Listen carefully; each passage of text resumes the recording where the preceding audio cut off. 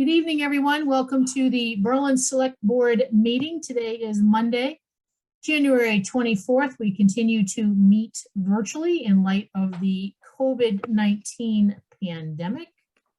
Let's see, we have a call to order at 7:01. We're a tad late.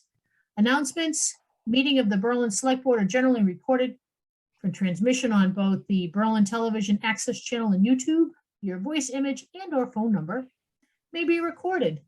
So first up are the approval of the minutes from January 10th and from January 20th, otherwise known as Coffee Talk.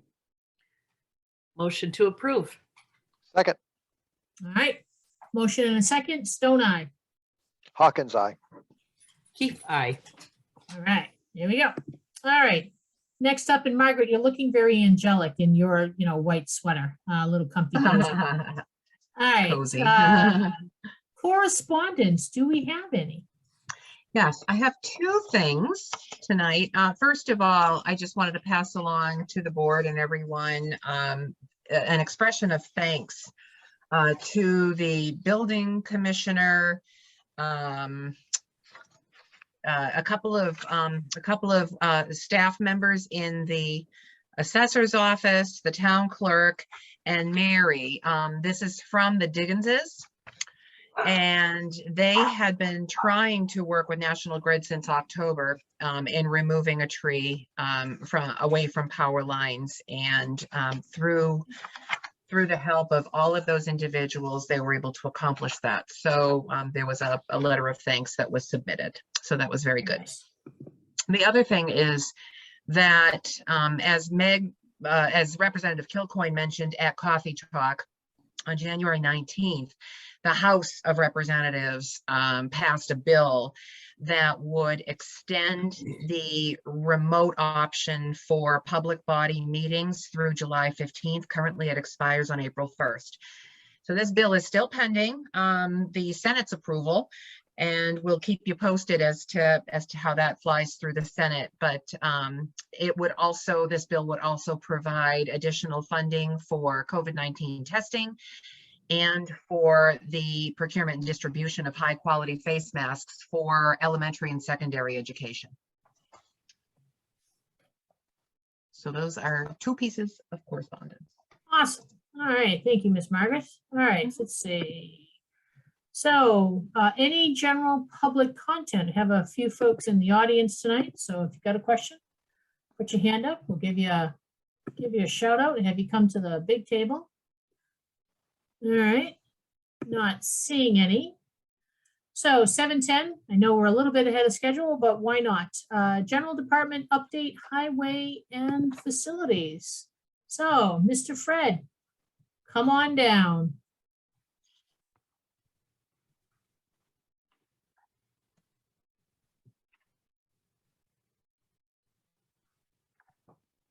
And as Fred is getting here, just want to send out a giant thank you and shout out to the Highway Department. I know the storms have been minor and have been kind of more of a pain in the fester than anything else, but Fred, thank you to you and your team for nice dry roads and safe roads and plowing. So thank you. May we have no more snowstorms for the rest of the year, at least through this month. You haven't seen the weather yet, have you? Get ready. No. Get your shovel ready. What I cannot see does not happen. So there you go, Fred. All right, Keep your floor shoes. is yours. Okay, so just to touch on the old business, we got some road edges done. The flags were taken down. The community garden was winterized. There was some training classes that were taken through MMA. And we finished up with the LEAP cleanup season. And for new business, we had the backflow preventer tested. It is usually tested annually at the 18th at the municipal center. This year it did fail because inside it picked up minerals from the well, and all it is, it's just like a rubber bush. What happened was a piece got under it and wouldn't let it close, so that failed. That did get rebuilt, retested, and it did pass. The guys got a lot of pothole repair done. Especially most recently, last week, this week, a lot on Peach Hill Road and Sawyer Hill Road. those roads are really starting to unravel. We had a couple heat issues at the 1870. The big problem was on December 3rd, which just happened to be Christmas in Berlin or holidays in Berlin. It ran out of oil. So Jim was in the area, so he took care of that, which we shouldn't have run out of oil because it is on automatic delivery. I did call them and exchange a few words with them, and since then they've been better.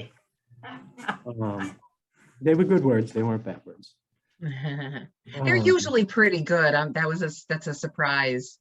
Yeah, Very- it's the same company we used last year, so they know how often they should be coming at least there. Mhm.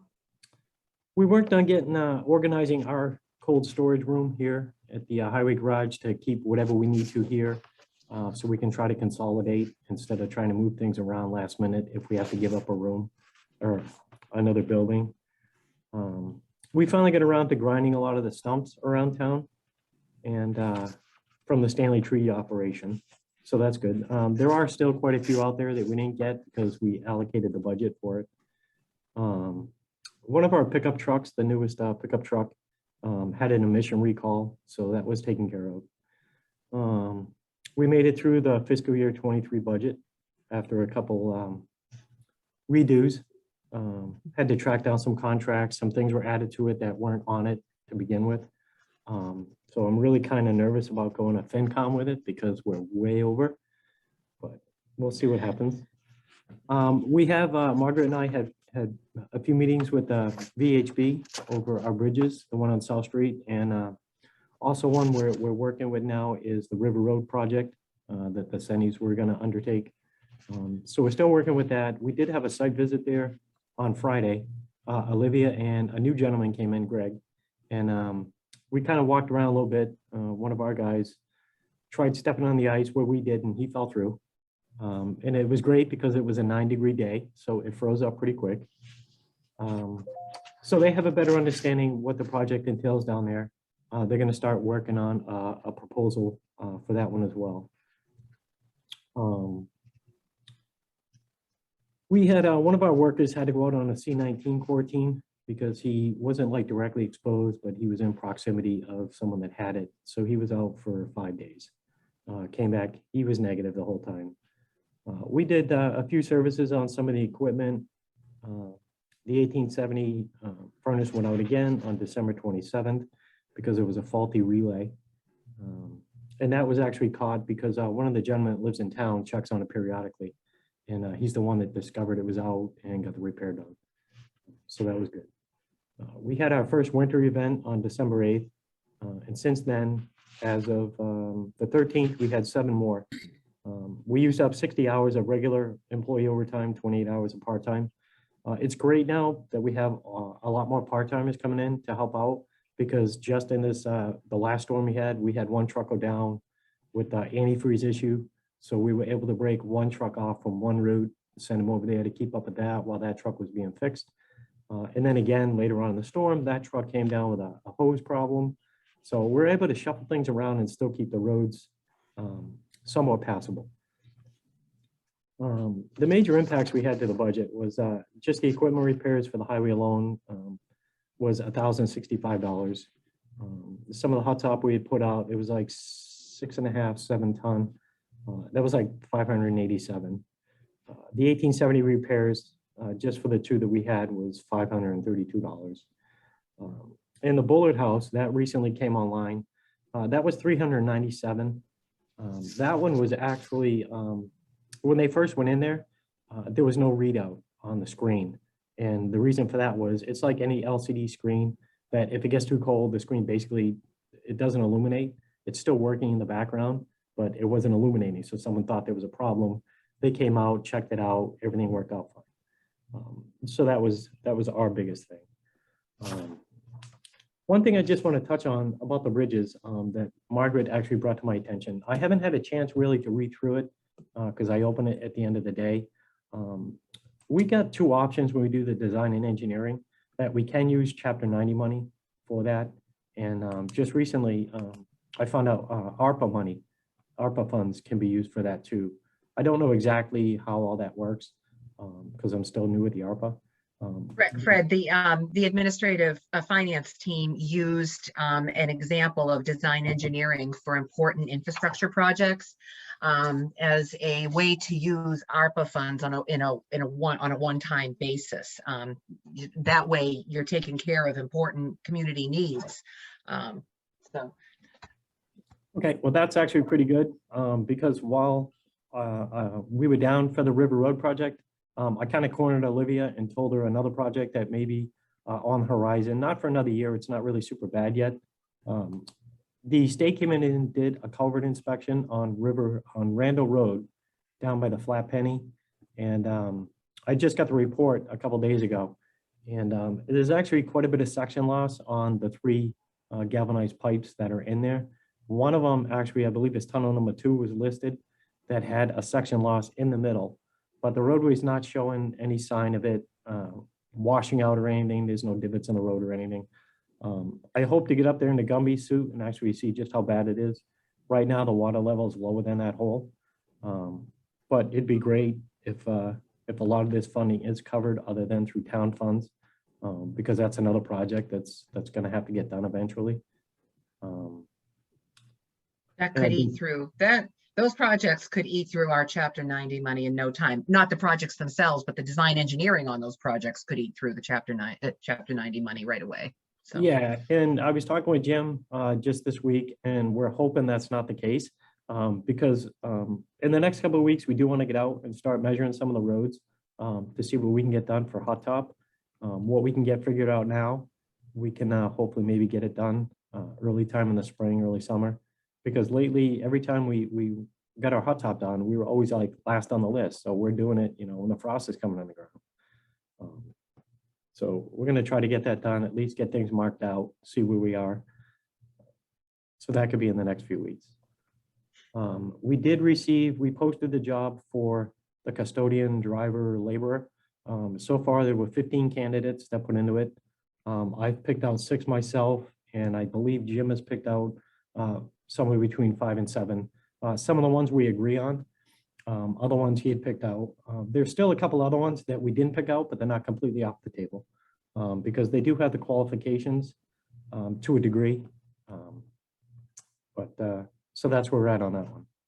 Hopefully we're going to be making a decision soon and put some questions together. Fred, I'm going to ask a member of the Personnel Committee, in particular Tom Bradley, to see if he'd be available to do the interviews with you and Jim. Yeah, that'd be perfect. Or anyone else that wants to sit in on them. The more the merrier. Okay. I believe that might be all I have. Short of spending some time to read through a lot of the things that Margaret, you had sent me today. I hope to get on and read them tomorrow. Today was kind of a busy day, but tomorrow shouldn't be too bad. We did have the annual elevator inspected there at the municipal center, and it did pass. The only issue we had, which I had to reach back out to Otis Elevator, was every time they hit the call button, it wasn't going to Neshoba. It was going to Abby, which it shouldn't. It should be actually going to someplace that's open 24 hours. So Otis will be coming back to address that issue. I don't know how it never got picked up before, but we'll get it fixed. Chris or Scott, any questions for Mr. Cummings? No, but I was wondering, do you have questions, Peg? Because I was going to ask something else. No, but I know what you're going to ask. Well, okay. I was going to ask whether we could move the second bullet under the new business up to this point. All right, let me ponder. Okay.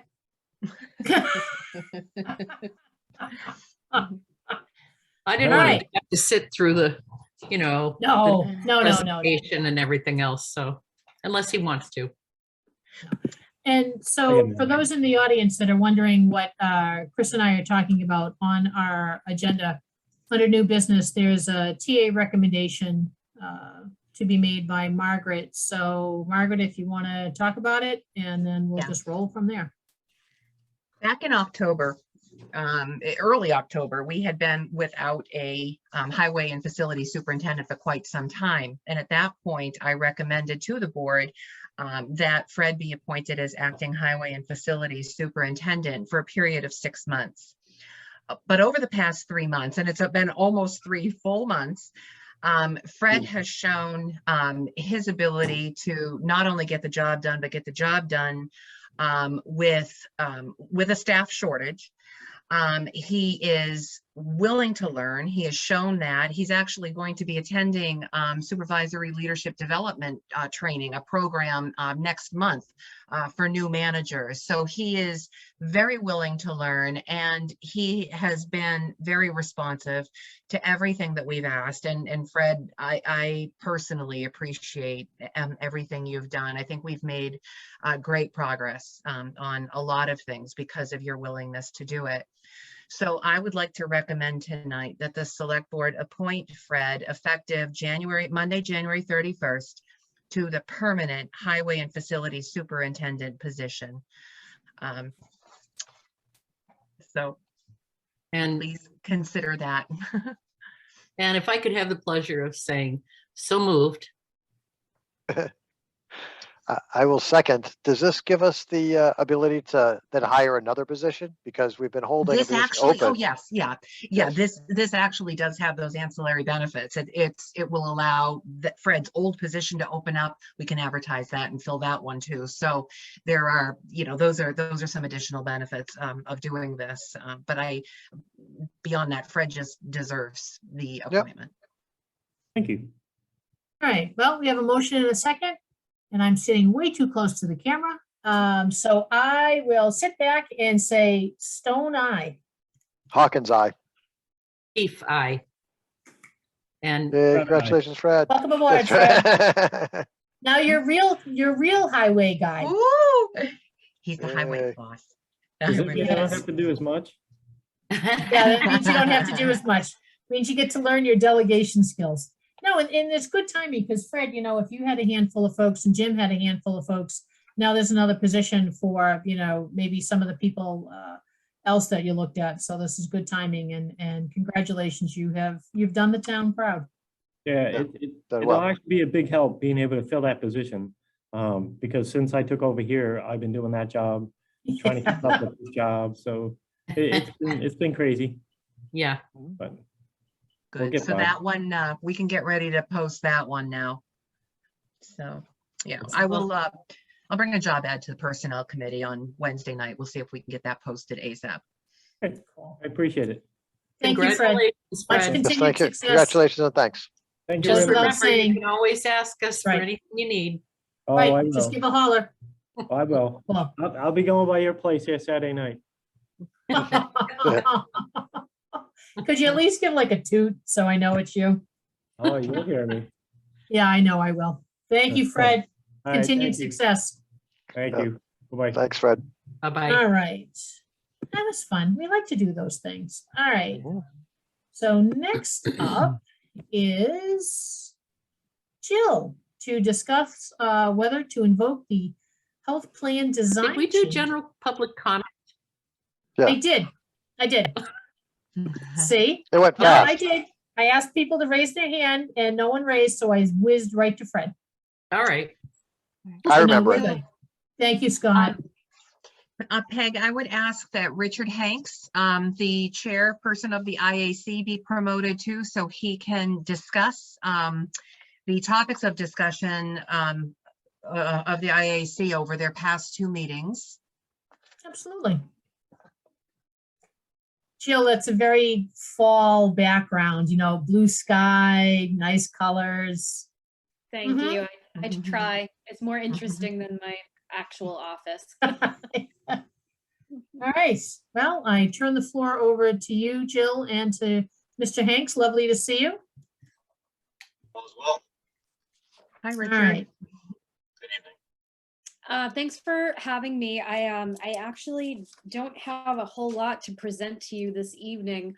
I actually was not in attendance at the most recent IAC meeting.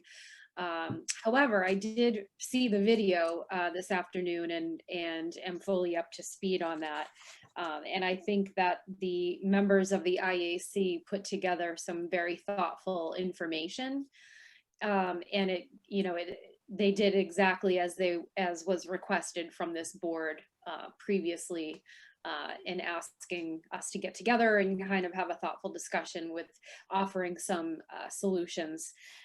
So I believe Richard actually is to thank for putting that together so well. And so I'm really here just to answer questions that come up.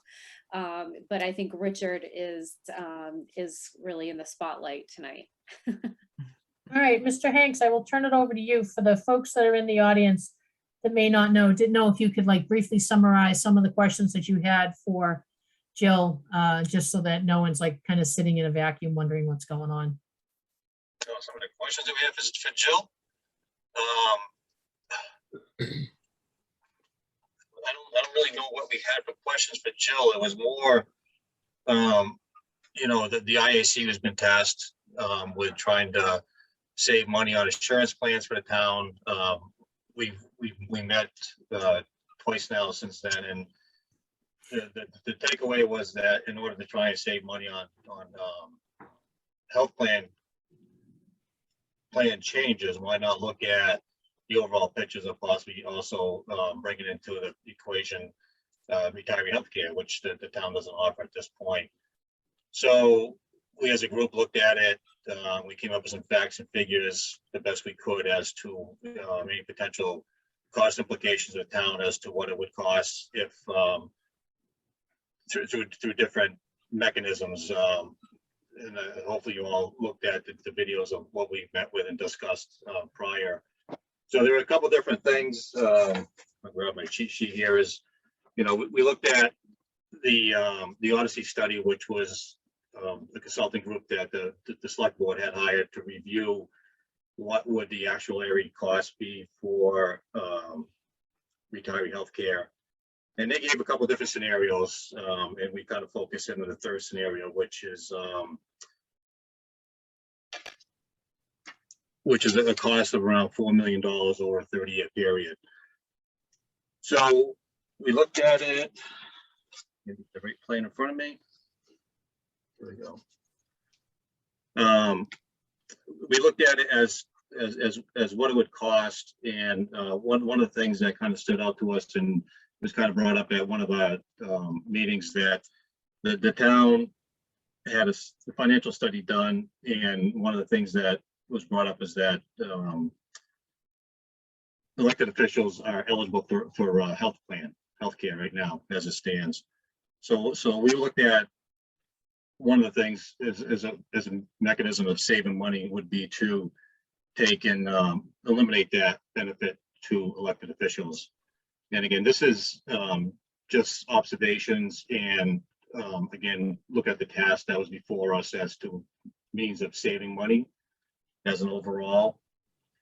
So one of the things that we looked at again was if you eliminate or phased out that portion of the healthcare cost that the town currently has, I believe that there's 28 people on the plan now total, including elected officials. So we believe there's 5 or 6 elected officials that are on the plan now. So if you eliminate those positions from the plan, that does save a substantial amount of money over that 30-year period to the tune of $2.25 million.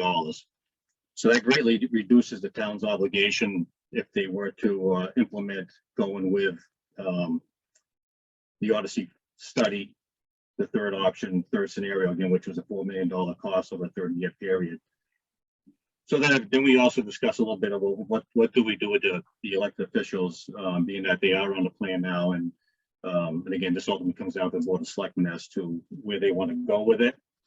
One of them would be allow the elected officials to stay on the health plan, not retiree health plan, but just the current health plan that we have, with a 50-50 split. And I guess that's a question for Jill: is could there possibly be 2 different rates for on the insurance plan, being that right now the employees pay 25, and so the employees are on 75-25 split.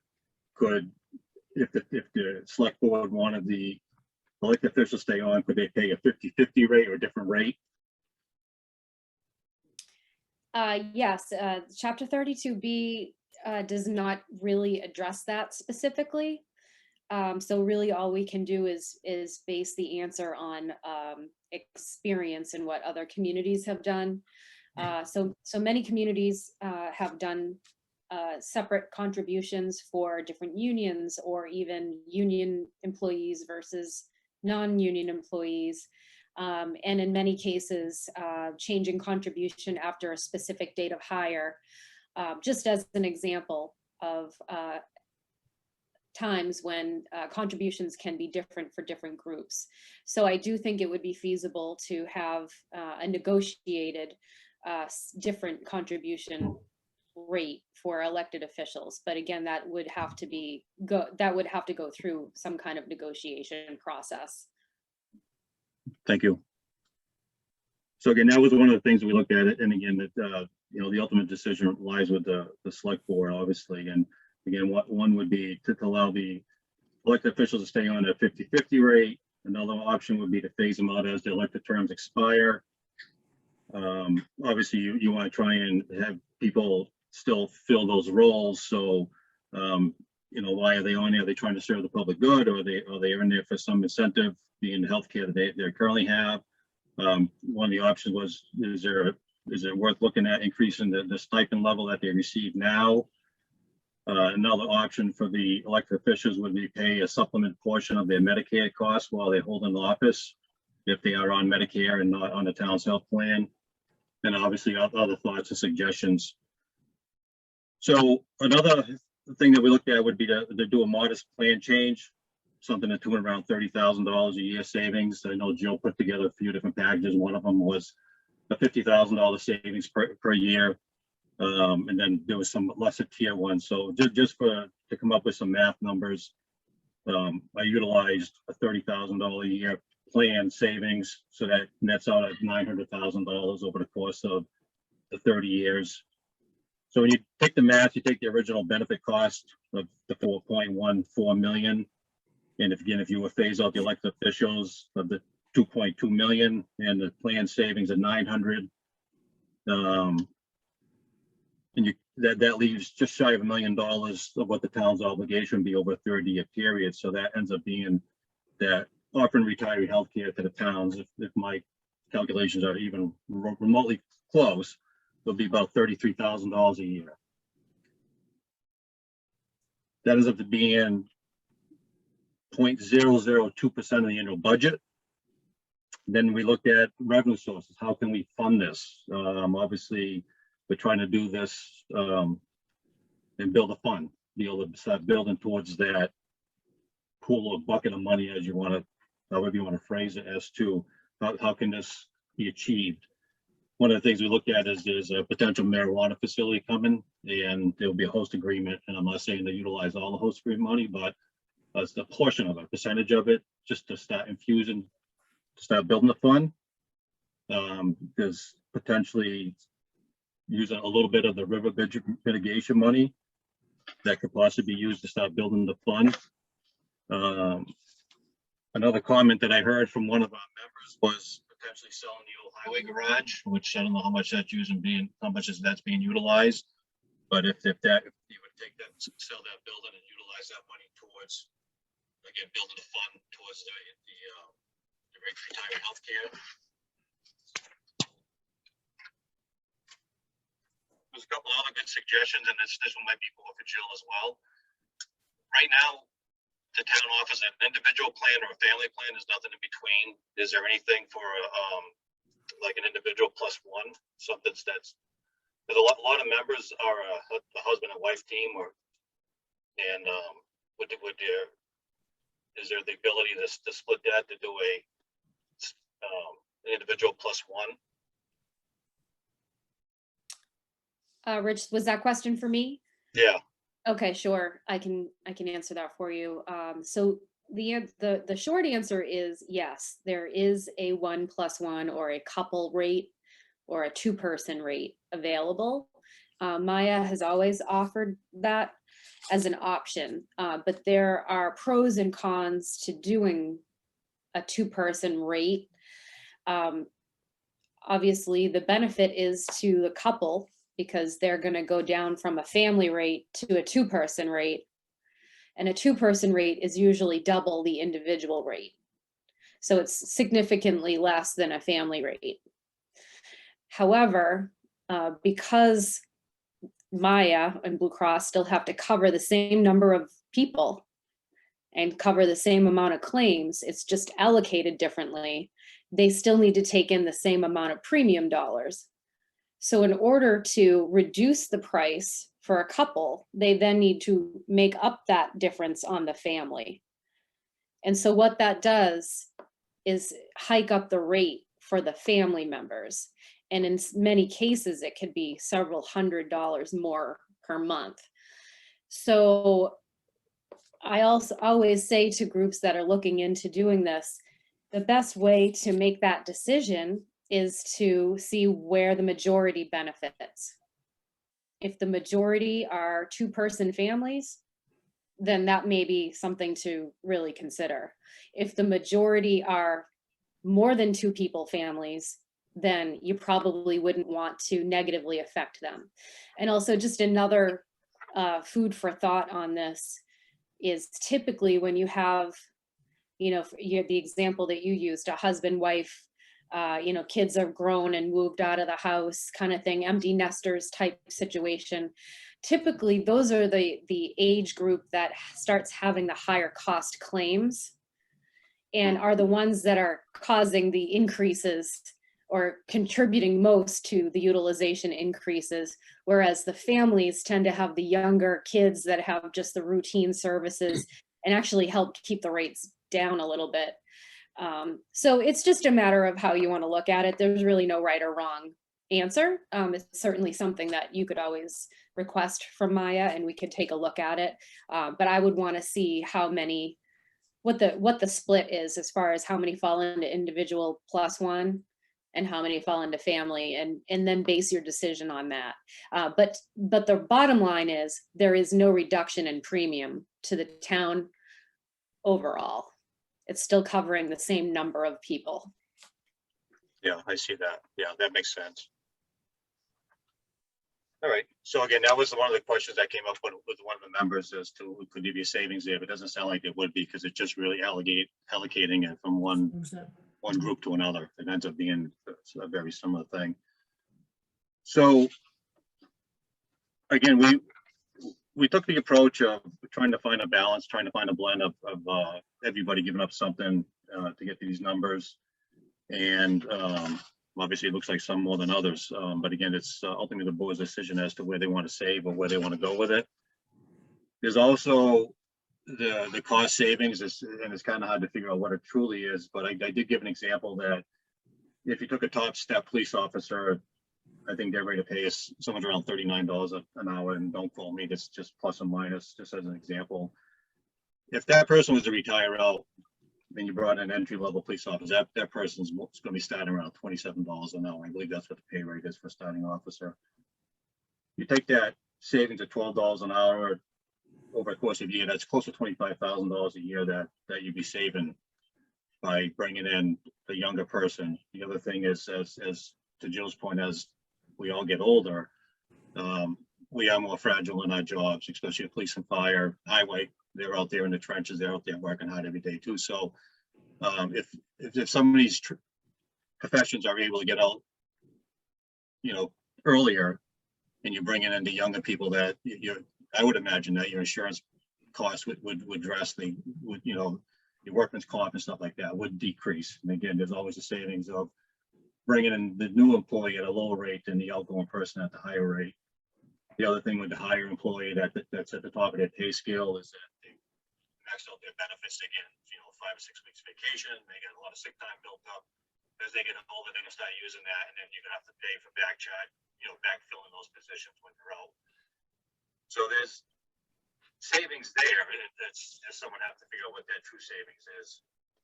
Another thing is that the Odyssey study example that we gave was that the current contribution rate of what the town pays towards the premium and the employees. I believe that the town could go down to a 50-50 split if they were looking to save even more money on the retiree health care. I guess the overall thing, the question question I have for the board is, what direction do you want us as the IAC members to continue working on, or do you need more information? What tasks are you looking for? Is the board supporting retiree healthcare? Is that even on the table? Is that an option? So I guess I'm looking for guidance and support from the board at this point. What your thoughts are? Is the IAC going on the right road with this? Should we be going a different direction? So I guess I'm going to defer to the board for input as to, again, what direction are you looking the IAC to go into? Did we go off track by exploring retiree healthcare? Was that not what we were asked to do? May I just quickly weigh in?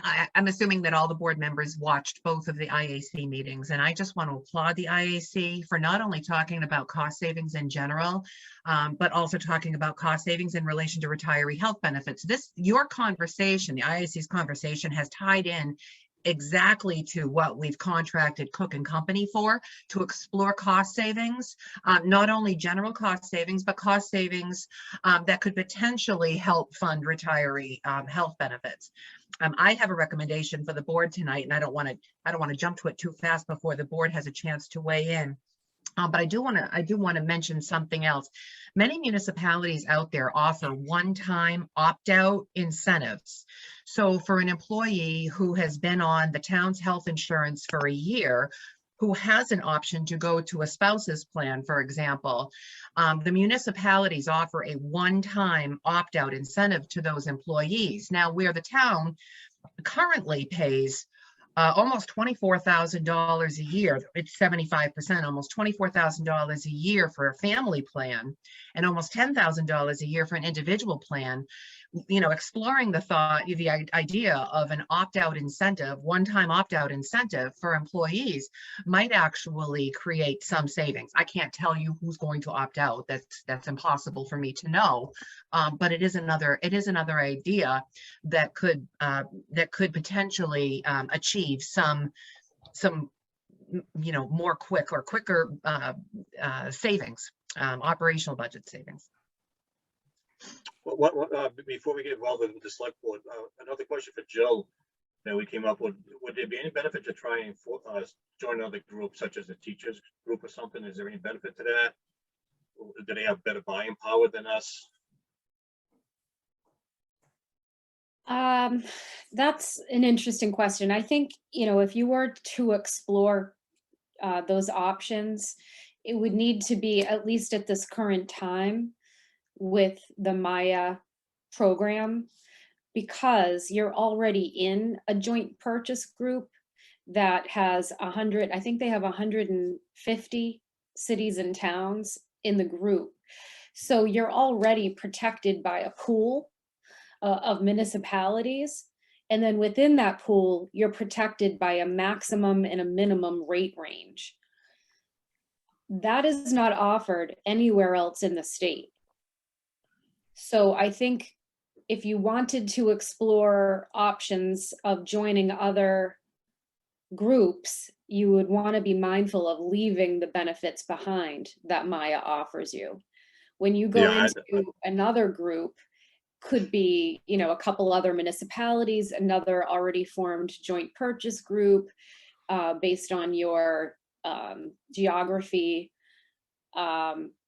You have to keep in mind that every different consortium and group has requirements on plan design and, tiering, and, it's not necessarily jumping in right where you're at. So whereas Maya would allow you to make your own plan changes as the town and its employees decide, whereas other joint purchase groups dictate to you what your plan design will be. So that's kind of the flexibility and the protections that you can get with Maya. For instance, this Friday, Maya announced their fiscal year 23 rate range. And they announced that the minimum is 0. The maximum is 7.5%, and the average is 3.5%. So 7.5% is the worst case scenario, even if, you know, the town of Berlin was looking at on its own without any assistance from other, you know, from a group. If you were rated on your own and deserved a 15% increase, for instance, you're going to be held at the 7.5%. So that is the protection that you get with Maya. There's a lot of changes going around right now in the municipal sector with healthcare. We've talked about that at a couple of the IAC meetings with the Fallon Healthcare leaving the commercial market this year has created a lot of disruption to all of the joint purchase groups, including the Group Insurance Commission, the GIC, that the state employees are using and some municipalities are on. And then we know that Tufts and Harvard have merged, and that's creating a lot of disruption. So right now, you know, my outlook is that staying with Maya is really slow and steady wins the race. You know, that's really going to be the most stability for Berlin for now. But that answer can change in a year or two, and things change in healthcare all the time. So that, you know, part of my role is to keep an eye and an ear out for what is changing in the marketplace. And I think when things do settle down, that's an appropriate question to get back to. But for this year, I don't think it's going to, looking outside of your current carrier situation is probably not going to help you reach the goals that this board and insurance advisory committee have been tasked with. Yeah, So that's thank you. my opinion. Yeah, I'd agree with that assessment. I was just wondering if we were joining another group that had Maya with Blue Cross and Blue Shield, but you explained it very well that it's not gonna make a difference. We're already in that pool, so to speak. We're already in that buying power under Maya as a group. And I believe that the town has had fairly low rates of increase with Maya over the past few years. Correct me if I'm wrong. From my understanding, I believe last year was fine, and 0 to 7.5 sounds like it's going to be pretty reasonable. And like you were saying, we don't know what our number is going to be, but even if we were midpoint, that's not too far out of course. I think it's pretty reasonable for what we have with Blue Cross with Maya. Yeah, and I'll also just say that that 7.5 is right around where medical trend is. So it seems very reasonable that would be the rate. You know, actually, that's really reasonable to be a maximum rate.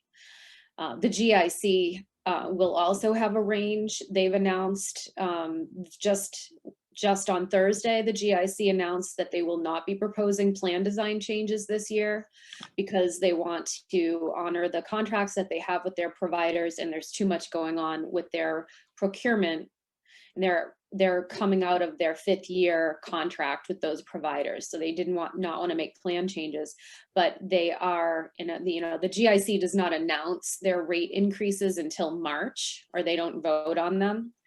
But they had some preliminary numbers in the December meeting, and they were saying that their aggregate maximum would be 7.5, or would be 7%.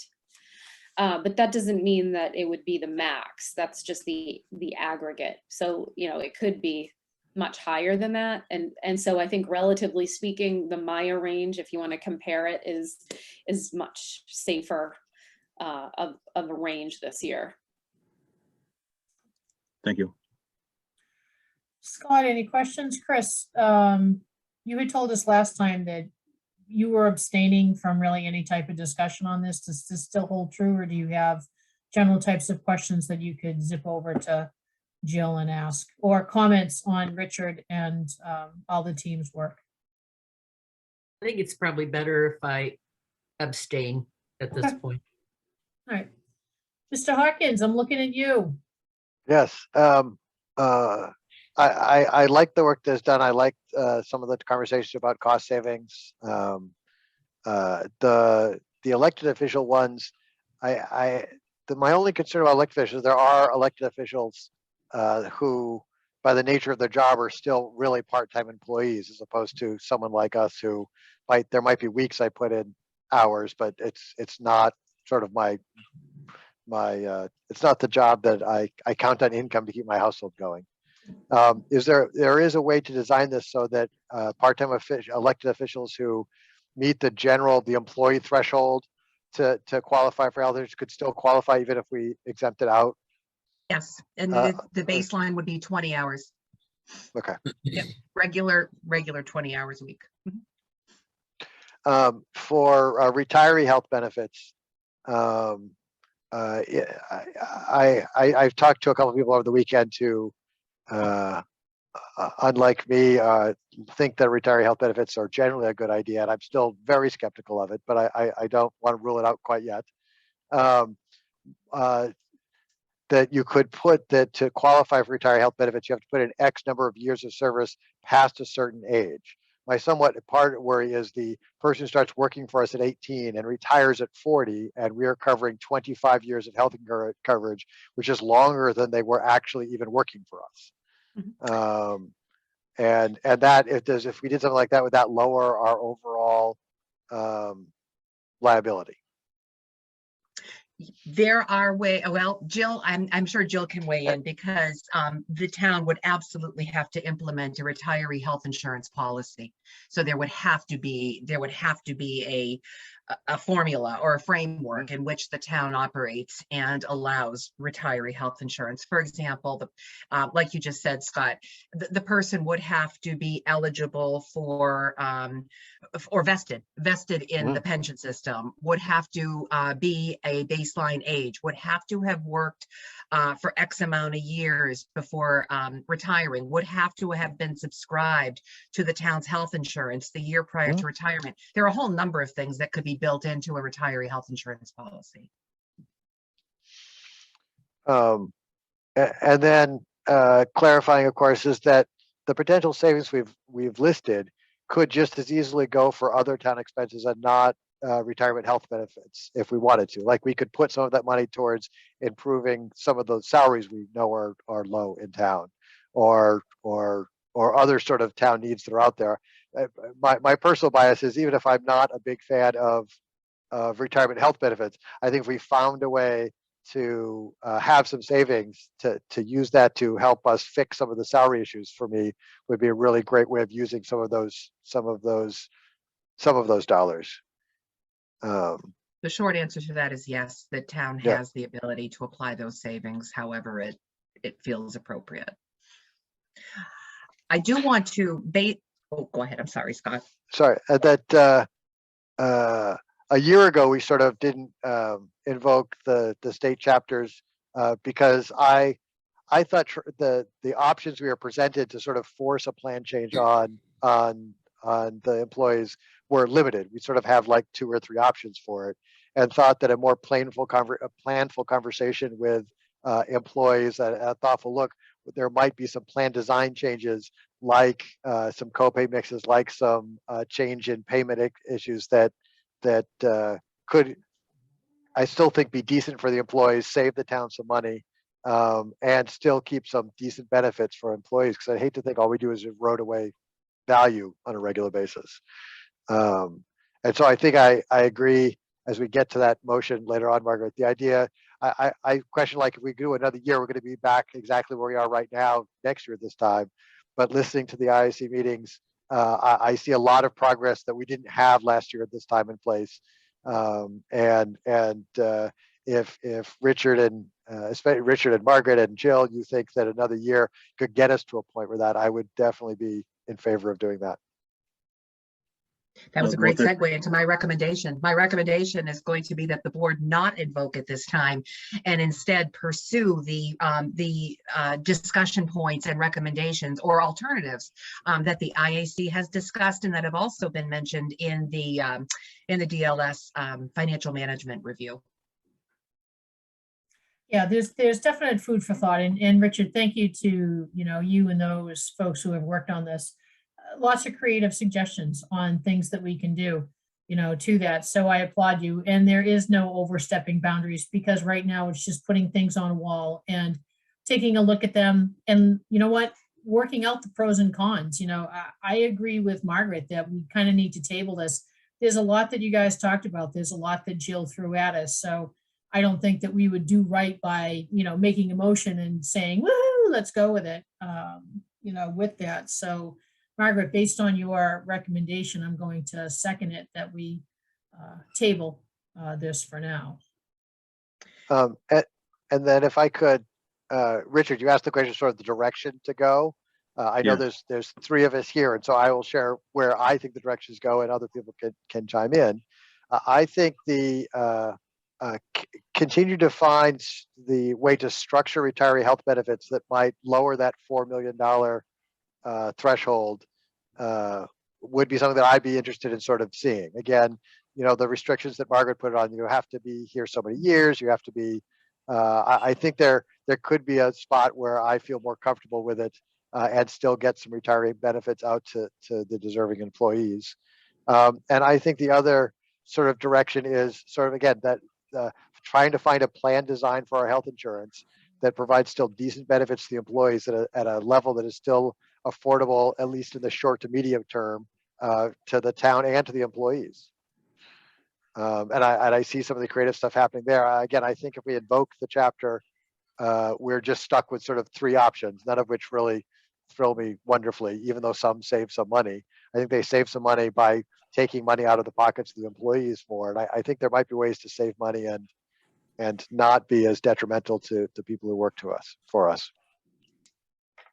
Thank you for that, Scott. And as you saw, we do have a very active board. We have a lot of talent on our board right now.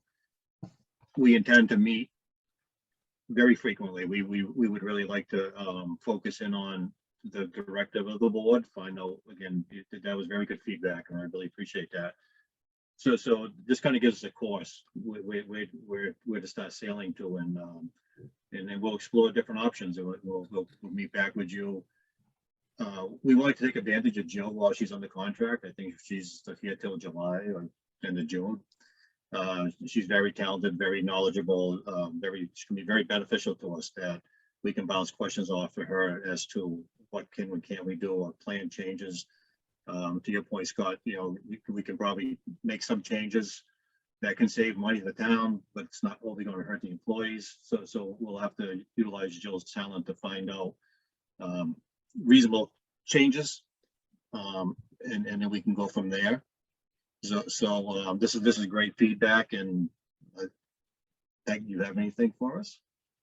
No, Richard, I would just encourage you guys, don't put yourselves in a box, and don't rule things out. Just throw them on the wall and let's see where they stick, because somebody could make something outrageous, and then you go, oh, you know what? That's not a bad idea. Let's take that. So, boundaries be damned.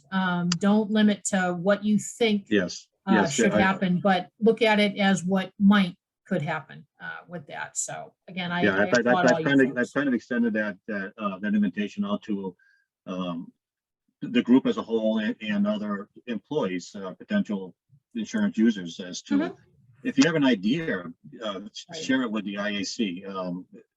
You never know. Someone could be sitting on the best idea and they're just afraid to say it. So, please share with us as the IAC members, anything, comments, positive, negative, whatever you think that might be beneficial, or even if you don't think it's super beneficial. Absolutely. Again, someone mentioned, could we sell the old highway garage and utilize that surplus to start building the fund? So I thought that was a great idea. It's just a building sitting there costing the town money because it's just, I don't know what you do with it. So, and I mean, I'm sure there's gonna be a lot of other ideas coming through, and we can discuss more ideas as a group. Again, the most positive thing is the support of the board. That's very reassuring to hear, and also some direction as to what you would like us to work on. Again, to try to utilize Jill as much as we can before the end of her contract. So we'll try to meet it very frequently and try to present some more ideas, information to you. So maybe it's not a year out. Maybe we can try and get this through in 3 or 4 months and come up with some decent ideas that the board can look at, digest, and vote on one way or another, positive, negative, whatever it may be. But again, the feedback was very beneficial to help guide us. Yeah, I just, Richard, I'm not going to be able to join the group next month. So I would That's fine. like to suggest that the group talk about low cost, quick deploy ways of achieving savings. So the example that I'm going to use again is the opt-out. So if there was an opt-out incentive, it would cost the town $0 if it is applied, or if it applies to an individual who has already been subscribed to the town's health insurance. And you'd want to deploy that during open enrollment, right? You'd want to make that available during open enrollment in April. So just, that's just food for thought, and it could potentially result in savings in the coming fiscal year. So just, things like that. Any ideas? Long-term, short-term? Thank Low you. cost. Thank you. Yes, Ms. Jill. I just wanted to make one comment regarding the Section 22 vote. So I understand that's being tabled, and I just wanted to remind you that the Section 22 option does not go away. It's going to always be available to you if down the road, whether it be 6 months, a year, 2 years from now, you want to revisit it. You've already made that step, and when you're ready, if you want to invoke, we can revisit those discussions when the time is appropriate. Yeah, absolutely. And Richard, we'll have you back too. In a couple months, we'll just randomly pick an agenda and throw you back on it so that you can come back with more ideas, so we don't let time go by, for that. So be prepared to come on back. Look All forward right. to it. Absolutely. Let me just add that compliment Richard for accepting the chairmanship of the IAC. I didn't have a choice. It was a voluntold. Majority ruled. All right. Richard is a So- very thoughtful leader. Yes. So he's a good Thank you. person to have there. So Margaret had made the recommendation. I seconded it. Is that a word? Seconded it? I No, you seconded it. You have to make the motion, you and No, Steve. shit. Ditto. You two. Yeah, so So I'll moved. I'll make a motion, or I'll second the motion. Between Peg, you and I have one of us is motion and one is seconded. Okay, go ahead. So I'm gonna make the motion that we're going to follow Margaret's recommendation and not vote on section 22 tonight. And I will second that recommendation, that motion. Mhm. So, oh, that's right. This is me again. All right, so we'll put it to a vote. Stone, aye, Hawkins, aye. and Keefe abstain. All right. So, thank you. That was difficult for me. So I appreciate that. So Jill, we will see you soon. Richard, we will see you sooner. And again, thank you for everything that you're doing. Yes. Appreciate all of it. You're welcome. Nice to see Awesome. everyone. Have a good night. Thanks. Take care. Have a great night. Good night. Thanks, Richard. Thanks. All right. So, Miss Margaret, you are up with your town administrator report. Yes, I only have two things that I'd like to discuss with the board tonight. The first is are the ARPA funds and community feedback. And I know that this was discussed at Coffee Talk the other night, as far as soliciting community feedback on use of these funds. And I'm wondering if there was any specific timeline in which the community feedback should be gathered, received, sorted through, because my concern is over a period of time, priorities are going to shift, and I think it's best that the town identify broad community priorities as soon as possible, so that we can stay on track, developing things from those, developing a plan of spending from those. So my suggestion would be to formulate a timeline in which community feedback should be received. The other, and you're probably discussing that later under the Coffee Talk wrap up.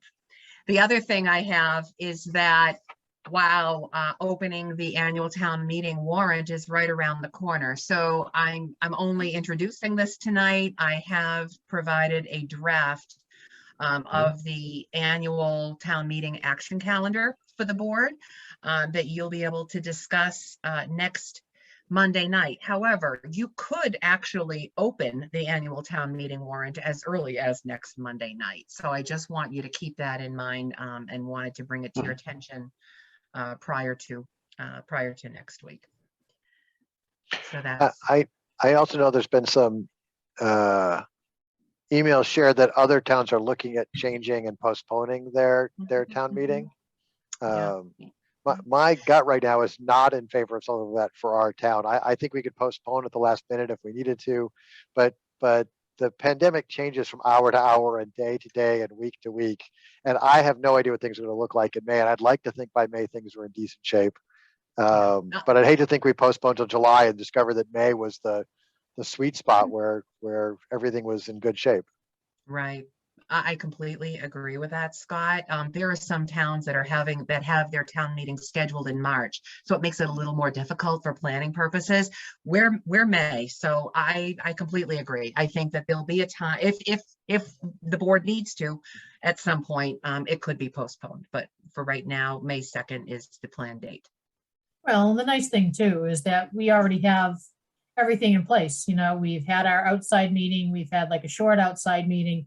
So you've got who needs to do what and who needs to go gather what. So that's a quick swing into play. So yeah, we talked the beginning of April and the curve is on its way back up. So we push it. If it's flat or going down, we go with it. So we'll definitely play that by ear.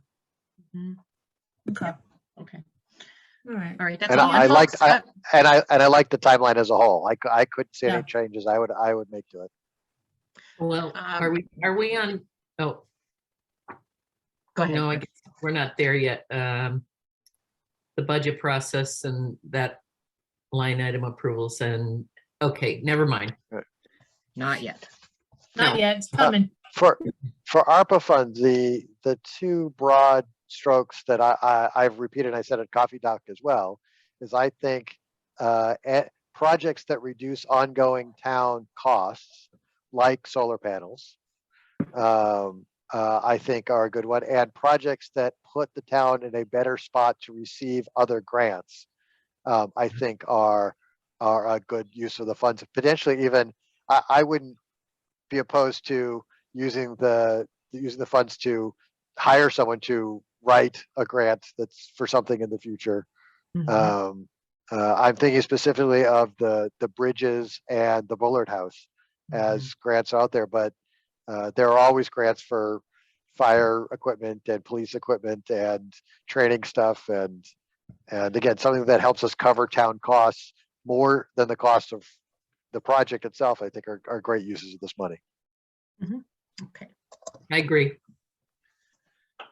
Any other questions for our town administrator? All right, moving on down to old business. Discuss the DLS financial management review with the administrative finance team. And let's see who's in the audience. We have June and Dennis here with us. All right, bring them on down. Hi, Mr. Dennis. I want to have this open. There you go. And here comes June. So Margaret, while June is coming up, you had provided a document, yes, that kind of outlined priorities. Yes, yes. So rather than ranking, I mean, everything, you could argue that everything is important, but rather than doing kind of a numeric priority ranking, we put together a high priority, or not applicable ranking. Out of the 18 recommendations in the financial management review, 4, 5, there are 7 high priorities. And by high priority, that means the goal is to try to achieve them by or before the end of this fiscal year. We know that financial policies, putting the financial policies in place is a high priority. We need to have this not only operationally, but on a town-wide broader policy level for just general financial practices.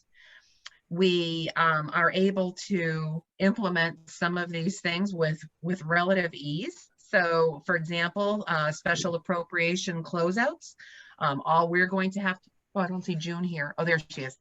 Yep.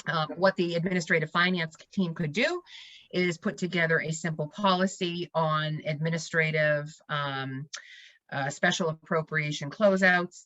And that would include sharing the information with the select board, finance committee, and capital planning committee when those things are done. So that's a fairly easy task. Same thing with soliciting bids for audit services. This is something that we will do as soon as our current audit that's in progress now is completed in late March or early April. The reserve fund transfer requests. The town administrator's signature already appears on the reserve fund transfer form. This is just a matter of formalizing policy. So the town administrator is a reviewer of the departmental requests before it goes to the finance committee for review and approval. I hope you don't mind. I'm just going to go over the high priorities and you can ask that's about fine. the other ones. Yep. Okay, updating the personnel bylaw and DLS's financial management review recommendation of disbanding the personnel committee. Updating the personnel bylaw is a high priority. The bylaws and existing policies don't necessarily match in all cases. With the new Town Governance Act, that can at times supersede bylaw and policies. And with the HRS personnel policy manual that the Personnel Committee's been working on, this is something that we can try to get done before the end of the fiscal year. That said, the administrative finance team is opposed to disbanding the personnel committee. That's not something that we're willing to consider because they are a very important advisory committee. Reevaluating the policy of providing insurance benefits to part-time elected officials. You've discussed this. You discussed this tonight with Richard. So we're just we're saying it's a high priority. It's something that could continue to be discussed, and plans could potentially be put into place by the end of this fiscal year. The administrative finance team does recommend that if any consideration is given to amending the existing policy, that there be kind of a phase in or a phase out provision in that, to be fair. I might have missed something, but let's see. Okay, I'm going to go jump to 18, revised deputy collector procedures. The administrative finance team recognizes this as a high priority, and Dennis is already working on that with our deputy collector. So he's already into that, and that's probably going to be taken care of in the very, very near future. So Margaret, is there anything that you need us to take action on, like the easy peasy one of things going to the town administrator? You mean the reserve fund transfer? Yeah. That's just going to be a simple administrative policy that says, okay, a department submits or fills out a reserve fund transfer request form. It goes to the town accountant for certification of funds, goes to the town administrator for review and need, and then it goes to the finance committee, and we share the information as a courtesy with the select board. So we just have to formalize the policy, or formalize the practice, I guess we'd say. So I don't think there's anything that needs to happen tonight. But. Okay. All right. So you have what, five high ones? 7. Oh, 7. Is there I missed one. I missed one of our high priorities, and that was revise the treatment of revenues from the Solomon Pond Development Agreement. This is something the administrative finance team is talking about. There are actually 2 tracks this could take, and the result of each track would impact the fiscal year in which it becomes effective. So we're mapping out 2 different scenarios for this. We know that this is finite funding. I think it's only 8 more years of funding for this, for the open space payments. Either way, there would be free cash involved, whether the free cash in 1 year is used prior to the receipt the next year, or the free cash the following year is used after the receipt of the open space mitigation funds. Those are the 2 tracks we're looking at. So we're discussing those, and we'll let you know what we feel is the most prudent. So then that's what I was going to ask. So is there a priority to the high priority in potential dates that you'll have things back to us?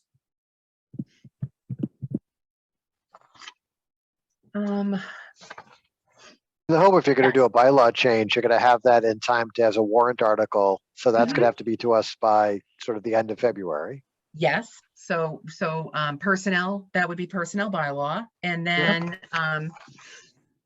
The audit, soliciting bids to the audit is for whatever the next natural round is for audits. that's it, and we can do that immediately upon the completion of this audit. So that's not a problem. We will have to prioritize one of the high priorities, the Solomon Pond Mall payments, because we are it's going to require some sort of town meeting action. So does that mean, Margaret, by doing that, that the money doesn't automatically flow to conservation? The money is not supposed to automatically flow to conservation. The money is supposed to be treated as general fund receipts. Now, we as a town want to commit those funds to open space, what they're meant for. So it's just a matter of getting it from general fund revenues over to the open space fund. That's what we need to map out. Okay. We've done that already with the Public Safety Yep. Special Stabilization Fund. We've created that in order to treat those appropriately. So yeah, the things that go to town meeting are going to be the most time sensitive. Okay. So the personnel bylaw, the Solomon Pond money. Here I am being very decisive, but June, Dennis, do you agree? Yes. Okay.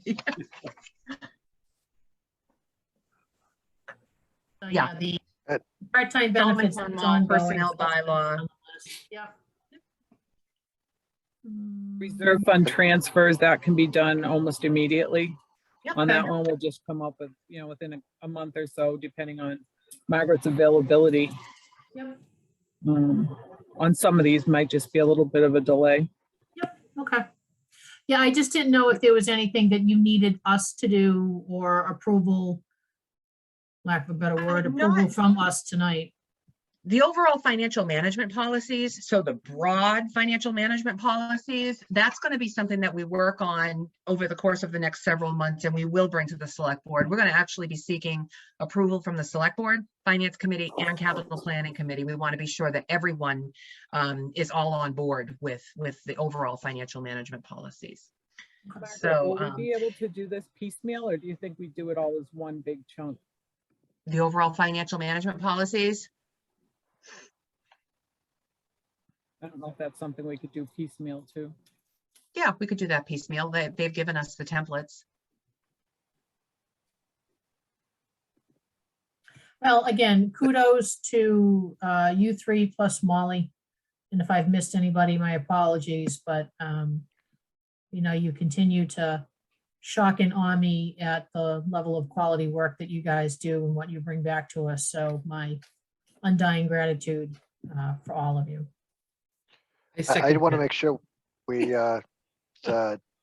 don't forget about 16 and 17, the sort of increased use of VADAR and automation Yep. out there. I think I agree with the prioritization that you have, but of the priority ones, I think those are higher up ones because I think also those are going to take more time. Mhm. I think a lot of the high priority ones you've done, which you've done appropriately, are low hanging fruit that you can turn around and pound out in relatively short order. But I think the 16 and 17, which is sort of, again, the expanding use of VADAR, are the things that have, I think, bigger long-term impacts. Mhm. And some of that, Scott, might get back to some of the questions you had on redundancy in departments. If we can start to do that and chop that down, then that frees up some time and some ability to work on other things. Okay. All right. Keep us posted. Miss June, let us know if you need to come back, in the next month or so with any updates, and I'll just slap Absolutely. you on the agenda. So while June and Dennis are here, how many signatures do you have on the warrant? Do you know? I don't know who's gone down already to sign. Oh, I was- I went down. Okay. I could go down tomorrow after work if you have not got there before then, Chris.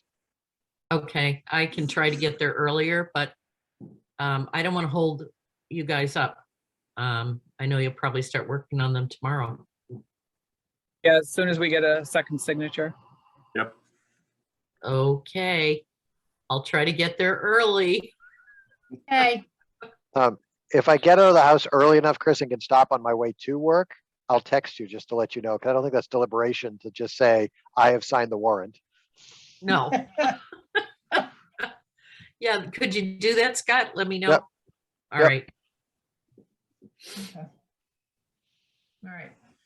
Anything else? Oh, magical, wonderful administrative finance team? Okay. All right, well, we're here for you. You know that, so feel free to reach out and we will best guide you any way that we can. All right, any other questions before they go? Thank you, June and Oh, Dennis. thank you. All right, thank you so much. Thank Dennis, you. get home. All right, let's see, what's on the agenda?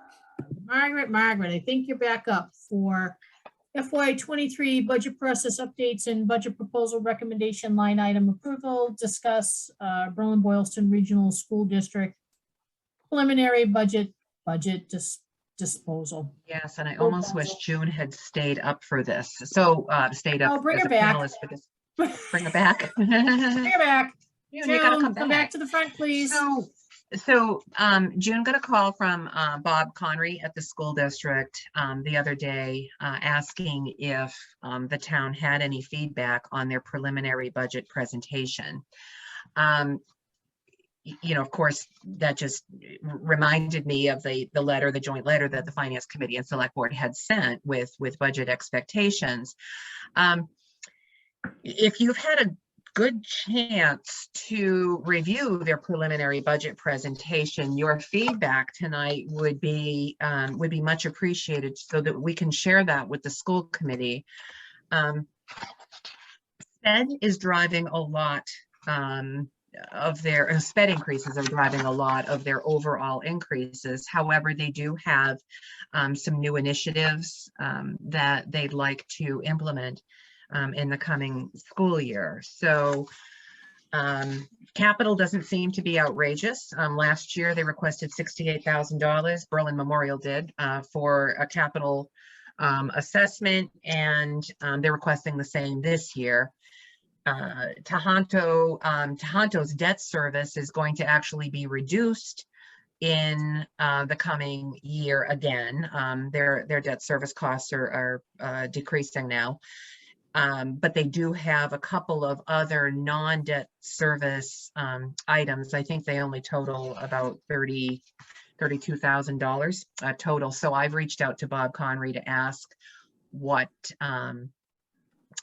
Berlin's share of that will be. I just want confirmation from him. My feeling, as it was last year, is that their capital assessments, their non-debt service capital assessments, we could fund from free cash again, because they are one-time expenses. We just happen to see their capital expenses in our operating budget through their assessments. So I think that is prudent because they are one-time costs. Anybody have did you have a chance to review the presentation and have any thoughts on it? Margaret, I have a question. So I know, the SPED increases, there's really nothing that we can do with that. That's, we have to provide it. Is there any type of federal government reimbursement that we get, that we should be getting, that we're not getting, that we can get? The school gets. Yeah, the school. Yeah, Chris, I don't know if you want to explain how circuit breaker works, but would you like to explain that one? Well, I could do it too. There's just a certain threshold that you have to surpass, and then after that threshold on each student, then they only pay a percentage of reimbursement back to the school district. And it's also gotten to the point now where it's a year behind. So like what you would get reimbursed from last year, you won't get till this year. And so the reimbursement you get isn't going to be for, let's say you have a $200,000 student this year, and you only had reimbursements of maybe 50,000 last year. You're going to have to figure out how to pay for that SPED student until the next year. because you won't get that reimbursement till next year for the $200,000 student. And the reimbursements, the circuit breaker reimbursements come in between 65 and 75%. Like Chris said, they come a year after the expenditures are made. Mhm. The school district, no matter what, the school district is responsible for the first $65,000 in sped costs. Right. So then if the school gets reimbursed, do they in turn reimburse us? Because No. it kind of looks like, that somebody's getting double paid. So what we need to do is we need to seek, I think this is a good question for the school district. We need to seek clarification from them on what their sped circuit breaker account balance is, how much of that they're applying to sped costs this year. So I think that's a question for the school district. Well, that So, is, go ahead, go Chris. ahead, Scott. Go ahead. So if we were at our levy limit, how would we have funded a 7.5% increase? I mean, we would have had we'd have to got an override. You would have to go for I would say that would be the obvious choice, to go for an override. Well, you could do a school override, which Right. wouldn't affect, the rest of the budget necessarily.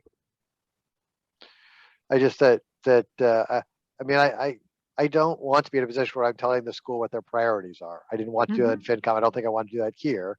I still think 7.5%. I get that there's a big special ed piece component, that we can't be the only town that has ever faced a 1-year giant increase in special ed. And I'd like to know sort of how other towns do it, because we're 7.5% in the largest part of our budget would mean that we're probably looking at a 4 or 5% across the entire town if we kept this as it is, because we have other increases across the budget. I mean, look at your recommendations for tonight. We're doing the 2% for salaries. Some people, we've done some salary bumps ups. There's inflation in some of the things we're purchasing. I'm just trying to figure out how we're we not going to be control. at 7. We're not going to be at 7% on the municipal side. No, I totally agree with that. But the municipal side could be at 2%. And if this is half our budget, we're still talking about 4.5 for the town as a whole because of the schools. Yes. And some of this, it could be a bias of mine. My worry when we did regionalization is that Berlin spent a chunk of money on our schools. He spent more per pupil than Boylston did. And during the merger, things were going to go away, and that we as a town of Berlin are going to be paying to get Boylston up to the level of spending and resources in schools as Berlin has. And I don't see any of that in the numbers, but in the back of my head, that's my bias. This is because we are paying to get Boylston up to the level of service that Berlin had.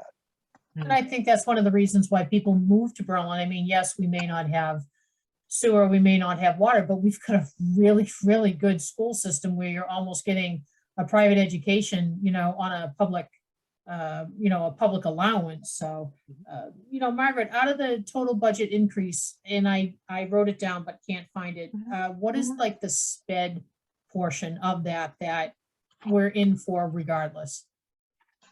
I don't know if that. It was over half of their total increases just for sped. All right. Yes. So just let me, when I was on school committee, we had this quite often. We had this issue quite often. And most of the time, both town select boards would say, you have to relook at your budget. You shouldn't be doing new initiatives this year. Perhaps you need to defer or spread them out over the next few years. I mean, that is what they told us. I don't know whether that's something we want to think about saying. I did read Superintendent Zangi's letter too. And, I know he's frustrated because, it feels as though you don't get to do those new initiatives that you want to do, almost every year. But I think you almost have to pick and choose what is the best thing and the most important thing to do, especially the ones that affect students. One of the increases, I think, was adding a nurse. Mhm. And that was probably due mostly to COVID, it Mhm. sounded like. Mhm. You They're know, currently using a contracted service for that nurse, and they were looking at replacing the contracted service with a permanent staff person. And I had the same question, Chris. You I know, mean, is it a full-time nurse? Is it somebody that, you know, you could get someone who's certified, but maybe not as certified as a nurse to do, you know, testing or whatnot in the school for the students? I mean, there's still things I think that they will look at, because generally it is still early, and that was one of the complaints I think about the that I had about the getting the information from the schools for our town is the school committee needs to take their vote a little bit earlier, because what is it, mid-March or something, when they take a vote on the final budget, and they really want to be doing it earlier. And did I read It's this right, tough. that they're looking to add a special ed teacher? So I guess that kind of begs the question, and I don't mean this to sound the way it's probably going to come out, but where did those kids come from? You know, are they all of a sudden now down at Riverbridge, where they said that there wouldn't be an impact on school, and now there is an impact on the school? Well, I mean, that's sort of a private issue, but Well, I know, but I'm just No, saying, you know. the additional could, special ed teachers for Boylston Elementary School. Is it? Okay. but even so, I mean, kids go on individual education plans, Mhm. you know, maybe in the 3rd grade or the 6th grade, or, you know, Kindergarten. well, they don't always start in kindergarten. They, you know, they might find out that, you know, they have some kind of difficulty and go on a special education plan, you know, 3-4 years into their school education. So, I mean, I understand the frustration too, and I certainly don't envy the schools in this, you know, in this COVID environment. It's been extremely tough. It's been tough for the towns too. So, right. but yeah, I'm happy to bring this feedback back, or June. I don't know if you're taking notes too. Bring this feedback back to Bob Conry to relook at the budget. It's a huge amount, and you know, this type of budget growth, regardless of the need, it serves to deteriorate the rest of the operating budget sections, and it becomes, you know, it becomes imbalanced as far as services to the community. So And you we don't do want have to you don't want to pit the school and against No. the town, Right. and vice versa. Right. So I Right. think if we can all agree that, you know, they just need to take another look, take another pass, see what they can do. Do we want to give them a target for percent? And I know it's, you know, it's the game of We already tennis. did It it. just, We already I know, did. but are you willing to go a little bit higher than 2.5? Are you willing to come up to say 4? You know, meet them halfway, or 3.5 to give them a little wiggle room, or I are think if you we? say 4, they're going to go to 4. I think the letter that we wrote served to make the point. I mean, that was the finance committee, that was us, that was, you know, they'll do their Alright. best. And if they can't get there, that's fine. We'll have to see what we can do, you know, what the next step would be. That's my feeling anyway. They need to get closer to the town's expectations that were sent to them. Yeah, maybe Bob forgot. Well, you're always going to put in for what you want on a wish list, and then realize that I have to take out. So, all right. And I'd be So- curious what, you know, how Boylston's feeling about the budget too. Yeah. That's going to be a tough pill to swallow for Boylston too. Okay, All right. all right, I appreciate your feedback, and we will definitely share that with the school district administration. So wanted to go down the budget lines with you tonight, the recommendations. So what I have done tonight, these are not the low-hanging fruit that you've seen the past 2 weeks. These recommendations in large part reflect the approved market rate adjustments and the additional hours for FY23. So this is a carry forward from FY22. I don't know how you want me to break these down. I can tell you that between the dozen positions that were affected by the market rate adjustments and hours adjustments, the ones that I'm recommending tonight, the cost impact is about $34,000 for all of those positions combined. Margaret, can you bring it up on the screen? So if anybody asks or anything like does a pullback and they're just not looking like, what's line 10? Yes, we can go that I way. can do that. Oh, Nothing, I just hope I nothing can. has changed since Saturday, correct, Margaret? There are I mean, only I two looked things. at it on There are only two Saturday. things.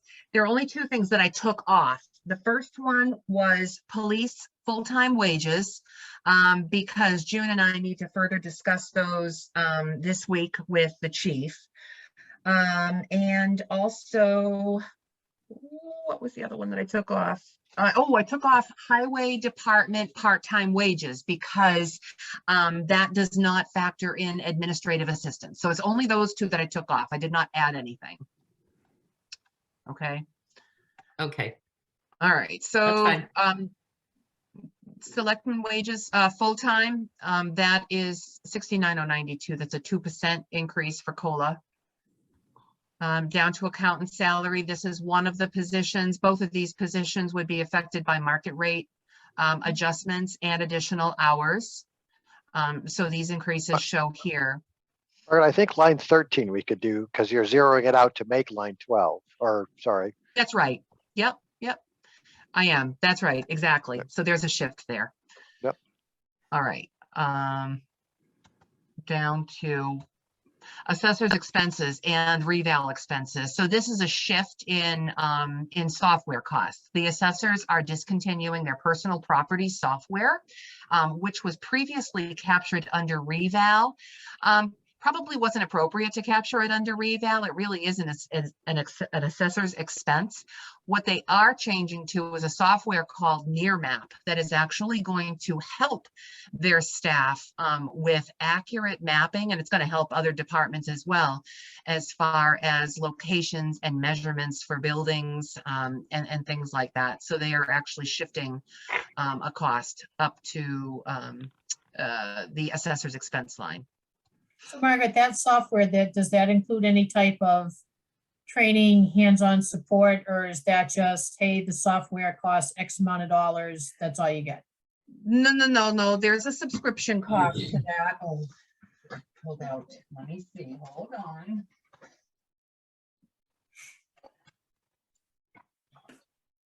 June, I'll race you. I don't know if you're still sitting there, but I'm going into my binder. Let's see. All right. This is Nearmap subscription. Was quoted at $7,250 for a year. So it is a subscription that's going to have a recurring cost every year. Just like the personal property software did under reval. So here's the silly question. If it's 7,000 a year, why am maybe I'm on the wrong line? Oh, this It's is the line 47? right here. This is it. Okay. Yeah. All right. The other increases on this line are, there's a slight increase in the VADAR excise module. There is an increase, a $1,325 increase in cyclical data collection. There is Vision software. There are increases on the CAMA maintenance, public web host, and cloud host services. So this is largely driven by the software. Okay. All right, the next item is treasurer collector expenses. Dennis has put a slight reduction in here actually for the benefits consultant. So there was an initial large expense. He still has $6,000 in here budgeted for benefits consulting. So we're hoping that Jill might be able to stay on even for baseline consulting services to the town. Tax title expenses. Dennis does plan to incur more costs by putting properties in tax title next year. He has established his tax title revolving fund, but those amounts that are in there are very, very small at this point. It's going to take a while to build those up. So this money, the additional funds he's requesting in FY23 are going to help him with additional tax title actions. The next line, numbers 30 to 32. Okay, the town clerk's line reflects a market adjustment and also an additional 2 hours per week. The part-time salary, this is actually an hourly position, and this is also going to be a big election year. So this increase in the part-time salary is for the assistant town clerk and the additional hours he is going to be working each week. And then the expenses reflect an increase in supply costs. Elections and registration. These are the the part-time wages. These are reflective of the general election that's going to be, and the primary that'll be held in FY23. Planning board expenses.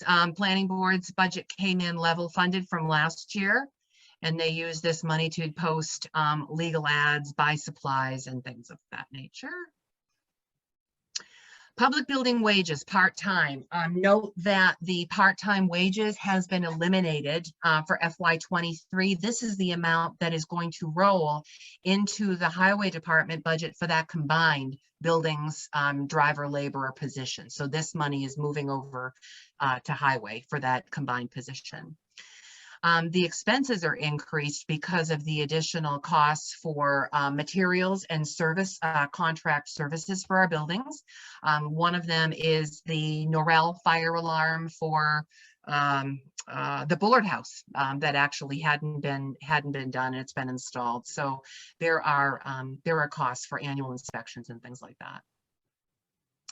Town reports, this reflects a 30% decrease based on the anticipated reduced number of town reports that will be mailed. More will be made available in different locations through town, so we won't have to pay postage on sending out the reports. Public safety wages part-time. Okay, this one, I'm reducing a lower amount than the police chief requested here because he had included 20-something thousand dollars, I'm sorry. Oh, $21,536 for Bridge Academy training. This is only a 2-year training. So the finance committee has discussed this, and they seem to favor putting this money in a special article rather than putting it in the budget as a recurring cost. So I'm requesting the part-time wages be reduced by the Bridge Academy cost. And why part-time and not full-time? I just somehow think Because they it should go only together. applies to part-time. It only applies to Yeah, sorry, part-time. I get the for the lower grade, but why are we approving part-time and not full-time? For me, it's sort of the staffing, the police department is sort of a package. Yeah, so the reason I had put this in and pulled it out, I was we're still in the process of negotiating the contract. The select board could certainly approve what's been requested, but we don't know for certain what the final budget request is going to be based on the negotiation. And the union contract would not affect part-time people? It would affect part-time people. Yeah, that's a good point, Scott. I didn't even think of tell you what, let's put this in. We're gonna put this in. I'll recommend this amount, understanding that it's subject to change, as would the part-time be. Okay. All right, so there's the package. Mhm. Now, Know why their expenses have gone up? yes, that relates to tasers. I have to pull up their budget thing.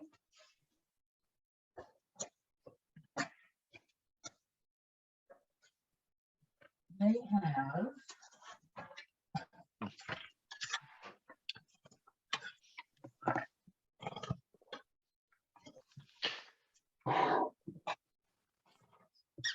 All right, purchase expenses, okay.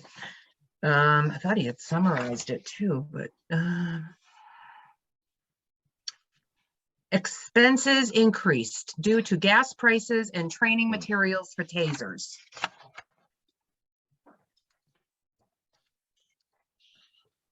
I can give you more specifics here. I keep trying to scroll your spreadsheet. Look, I think we all do. I know I've reached so- a few times as well. Mhm. yeah, he has put a $5,250 increase in for gas, based on the price per gallon for gas. He's put in a $650 increase for part-time uniforms, and a $2,000 cost for taser batteries and cartridges. So that pretty much covers the justification behind the increase. Okay. Fire and EMS salary full-time. This is to cover the chief's salary, essentially at level funding. All this does is add I believe it adds 2 holidays. In case he is on duty on either of those holidays, he is paid that additional amount based on statute. Wages part-time. Oh, you know what? I didn't put full-time wages in here either. And the reason I was waiting on that is because I did want to give additional consideration to the funding for an additional full-timer he'd like to add to his department starting in January 2023. He wants to add another full-time position. My thought was, in order to cover those expenses, I wanted to analyze the use of public safety stabilization funds to cover that cost. So I just haven't done that yet, and that's why I haven't put in the full-time. He would add a full-time person without having any impact on the part-time? Because one would think if you have a full-time person, that would reduce the number of part-time people you need. Another good question. Another good question. Oh, let me see what he wrote.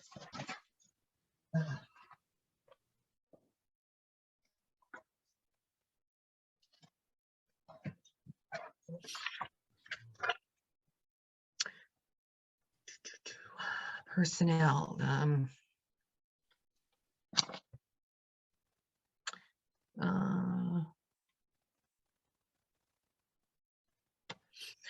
His justification on part-time. Public safety officials describe things differently than I interpret that one. Enhanced manpower operational capability. So he is looking at looks like he's going up $161 per diems. Okay, so first of all, per diems are eligible. They're covered under the contract. So per diems, actually, that would reflect that. But as far as it could, I mean, I'm gonna have to. You know what? Maybe we can. Yeah, you have to get more just because just the number of hours. I like to see just more on that. Just the number of hours they're covering. Because if you're hiring a full-time person, that's adding 40 hours a week of staffing to the fire department. And I just like to know sort of how that is justified and what we're going to see it. Because, you know, I've talked about how we've looked at the statistics and the response rate has come down pretty substantially since we went from an on-call department to a staff department. But I thought Yeah. when we did last year's budget, we got to the point where we were staffed the way we thought we were going to be staffed. And for me, Yeah. adding a full-time, because you're combining like 2 part-time positions into a full-time position, so it's easy to hire, I totally get. But adding 40 hours a week more of staffing is not, I thought, a Right. direction we were trying to go in. Yeah, okay. All right. Mary, can you tell me if Chief is on with the board next Monday night? Chief Clark? Okay, Stand by. I'll move on. though. Yes? She said standby. Chief Clark is on next week, yes. Oh, good. Okay, all right. So I'll ask Chief to be prepared to discuss this with the board. Yep. Okay, all right, good. Scott, don't forget your question. I won't, because I'm expecting tonight that we're going to vote on the things in yellow minus the stuff for the fire department. Expenses will Okay. be fine, but fire department salaries, I'd rather not vote on Okay. until I know the answer to that. I'm just gonna. I'm going to be fine with their expenses. I'm marking this hold Yep, so I don't yep, automatically. It's okay. Building inspector salary, wages, part-time. This reflects the market rate adjustment for the land Mhm. use and zoning clerk. This part-time wage line also includes the alternate building inspector. Okay. Communication wages. This reflects the market rate adjustment for the public safety administrative assistant, full-time. She works for both fire and police. She's now taking over as clerk of the Traffic Safety Advisory Committee. Woo! All right, highway salary. This is the COLA increase for Fred as the highway superintendent. Wages full-time. Why did I not fill that one in? Oh, you know what I did? I did something. I made a mistake here. I was supposed to have left the part-time blank because that is where the highway administrative assistant would go. And we're still discussing hours on that. This one has been calculated. June has checked it. And this is the salary rate for the full-time wages. Now, So this Margaret, would that be for new highway guy or girl? yes. Yes. Or two new Mhm. highway people? Yep. Okay. This would include the combined position, and it would include the combined position, plus it would include Fred's replacement at a lower step on that grade. Okay.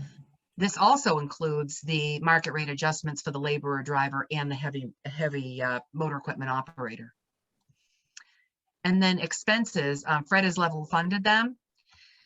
Don't know how he's done it, but he has level funded them because all of his expenses have gone up too. So he's being quite frugal.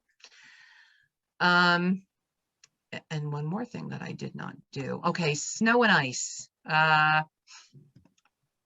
Sorry, I must have just, okay, I'm going to give you all 3 of these lines here. Snow and ice overtime reflects the increase on the base wages for the full-time personnel. Part-time wages is decreased significantly, assuming that we are going to have full-time staffing, including an additional combined position that's going to be able to help with winter operations. And expenses is remaining level funded. I have ongoing concerns about the expense line because with the price of salt, we usually hit that number before the end of winter. Right. So I would caution against lowering snow and salt. Snow and salt is one of those few budgets that we can deficit spend. Yeah. Right.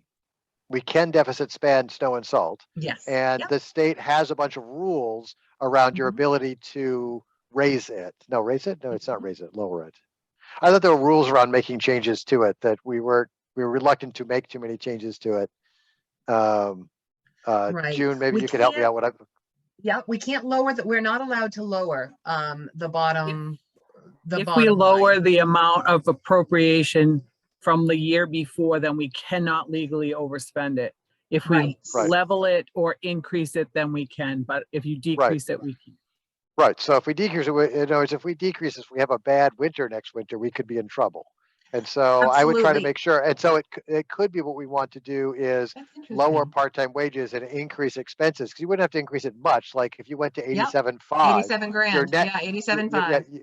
yeah, your net would be Yep. a little bit higher, and we would be in good shape. Yes, we wouldn't have a decrease from the prior Yeah. year. Yeah. Thanks for helping me. I remember there were weird rules around it and why we were always reluctant to do too much to that line item. Yeah, and again, because they allow you to deficit spend, it's Yeah. so easy to say, oh, let's just level fund every year, but Right. then you're just constantly falling Well, and you behind. slowly, So right, you constantly fall behind. You constantly eat away at your free cash because you don't want the first thing you do at your town meeting every year is wipe out a serious chunk of your free cash just to pay for snow and salt. And so you might as well exactly. build something in. And we've been good, I think, as a town of making these realistic numbers where that we've Mhm. had years where we've been able to take care of the deficit out of reserve fund transfers. Yeah, I'm happy that there's just an incremental increase here, and Yep. it is just slightly above last year's approved Yep. number. Yep. Okay. All right, down to transfer station wages part-time. The offset receipts for transfer station operations is going to be at 100 and I want to say 150,000 in the coming, 120,000, sorry. It's 120,000 that they're expecting in offset receipts for transfer station. The wage line reflects the COLA plus a slight, I think it's probably a step increase for one of the employees. And the expenses is a very modest $60 increase. Margaret, do you know, and maybe you don't, it could be a Board of Health thing. Do you know if they're planning on bumping up the cost of the dump sticker? I have heard no discussion on that this year. They did that last year, and I think that they might be a little hesitant to do it again this year. I have not heard any discussion on that. June, have you? I have not. Sue never mentioned anything about that in the Okay. budget or in person either. Okay. All right. Next, Social Services Director. This reflects only the 50% of the recurring wages for the Council on Aging portion of the Council on Aging Social Services Director position. The other 50% is paid for from the town's ARPA funding through the course of available ARPA funding. So it is considered temporary funding, but it is paid off budget. Part-time wages. This is for the van drivers, and it's nearly level from the prior year. They are looking at a little bit more in expenses to cover the cost of their publishing, getting notices out, and things like that. Veterans salary. This reflects the minimum wage adjustment that's going to be get the minimum wage to $15 an hour in the coming fiscal year. Library wages part-time. This increase reflects the market rate adjustments for the library director and the youth services librarian, along with the COLAs for library personnel. And then their expenses are to reflect increased costs for materials.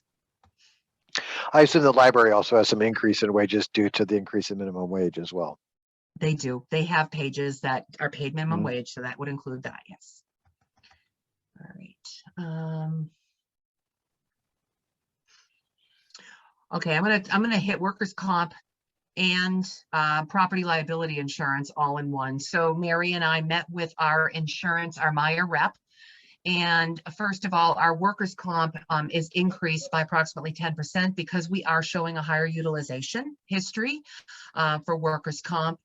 And our property liability insurance is also increased by 10% because on the annual review of, on the annual buildings schedule and equipment schedule, we did note a couple of buildings that were not covered under the schedule and now are. One in particular was the curatorial building, a new building that has been added. So these increases reflect, again, the higher utilization for workers' comp and the increased facilities covered under the property liability insurance.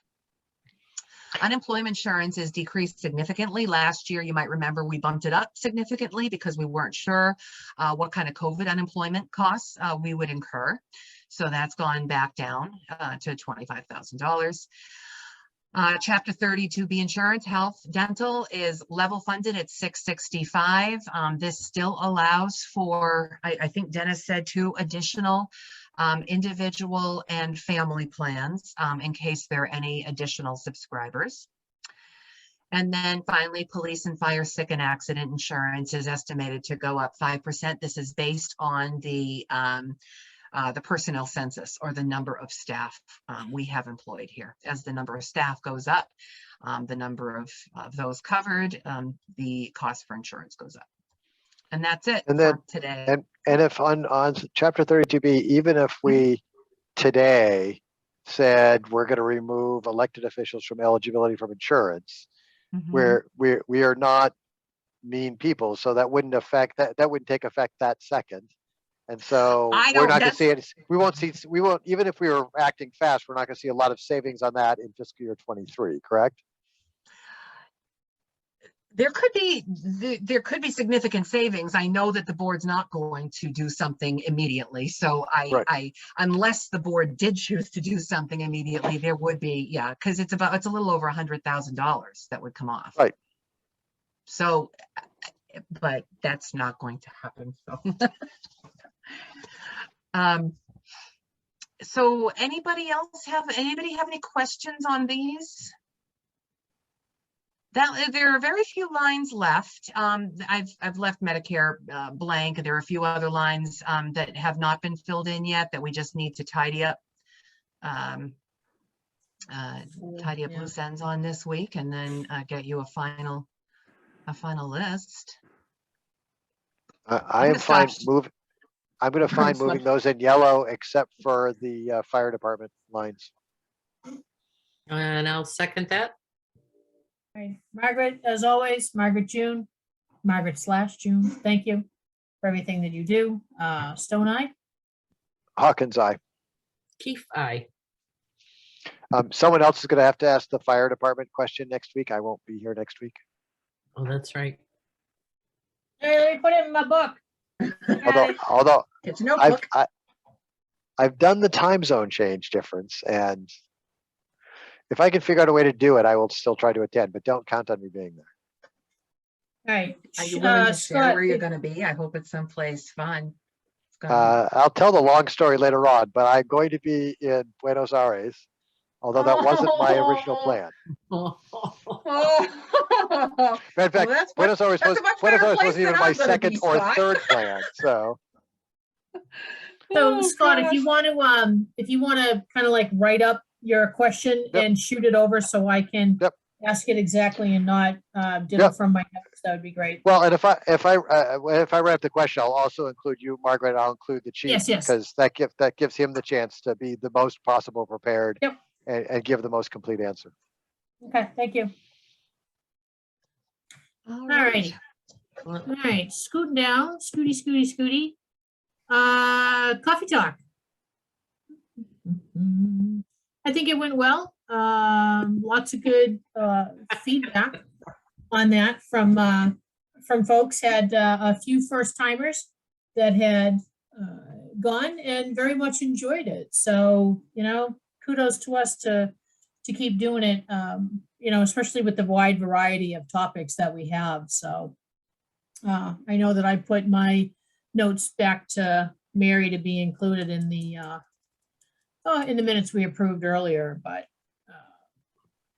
didn't know, Scott, Chris, your thoughts, and then if we want to circle back to what are you looking for a potential date, Margaret, for ARPA feedback thoughts so that we can get that out there and circulate it and gather back to us.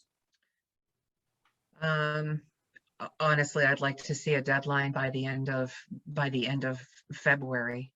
I know it won't directly impact me, but it would be really, well, it will, but it's, I just think that we just need to define what the priorities are.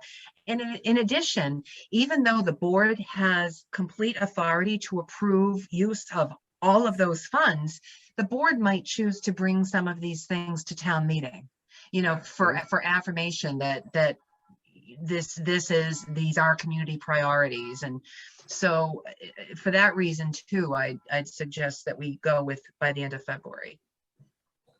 So I have February 28th as the last Monday, which also coincides with our a board meeting. Mhm. All right. Sold. All right. From Coffee Talk, one of the things was Eric's issue with Jake breaks. And if that requires a bylaw change, it's going to take someone to sort of try to research what other towns have done and Yeah. figure out wording and get it and sort of have some decent wording together for mid to late February. Because as we know, bylaw change is one of those things you should send to the town 17 times to get conversations on. Sometimes that feedback, even before the warrant article is finalized, you can fix mistakes. Yeah, I just, in fact, I just sent, the other day, I sent a whole bunch of sample engine brake bylaws to the Traffic Okay. Safety Advisory Committee. Okay. And a couple of links to two different cities that have taken two different approaches. And the public safety has some, fire department in particular has some concerns about engine brakes in the hills in Berlin. And so the Traffic Safety Advisory Committee at their very next meeting is going to be discussing these. Okay. Okay. I just, as long, it sounds like they're going to take the lead in trying to put something together, which is good. I just want to make sure it doesn't get lost somewhere. Yeah. I'm- Yeah. And we're going to. I go to those meetings as the liaison, and I can assure you it won't get lost.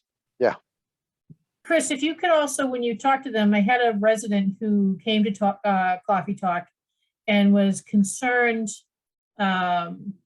when the trucks leave, you know, the town offices, and let's say they head towards the center, that there seems to be some confusion on traffic. You know, so depending on where they're going, who gets to go, who gets to stop, you know, when they come back and they return to the building, you know, same thing. So there was just some general, you know, do I go, do I stop, do I wait, how do I go, where do I go? So I don't know if that's something You mean we can like- bring up.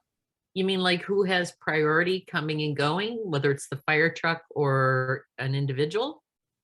No, not so much that, but, you know, like, let's say that they're coming out of the town offices and they're turning left, you know, they're going down by St. Joseph's. So kind of like, what does that do to the traffic? You know, all of a sudden when they're there, you know, traffic should stop. That's how I was always taught. You hear the siren, you see, you know, you see the sirens, you hear the whistle, you know, you pull over, but there just seems to be some general concern on traffic, especially new people to Berlin, you know, or coming through.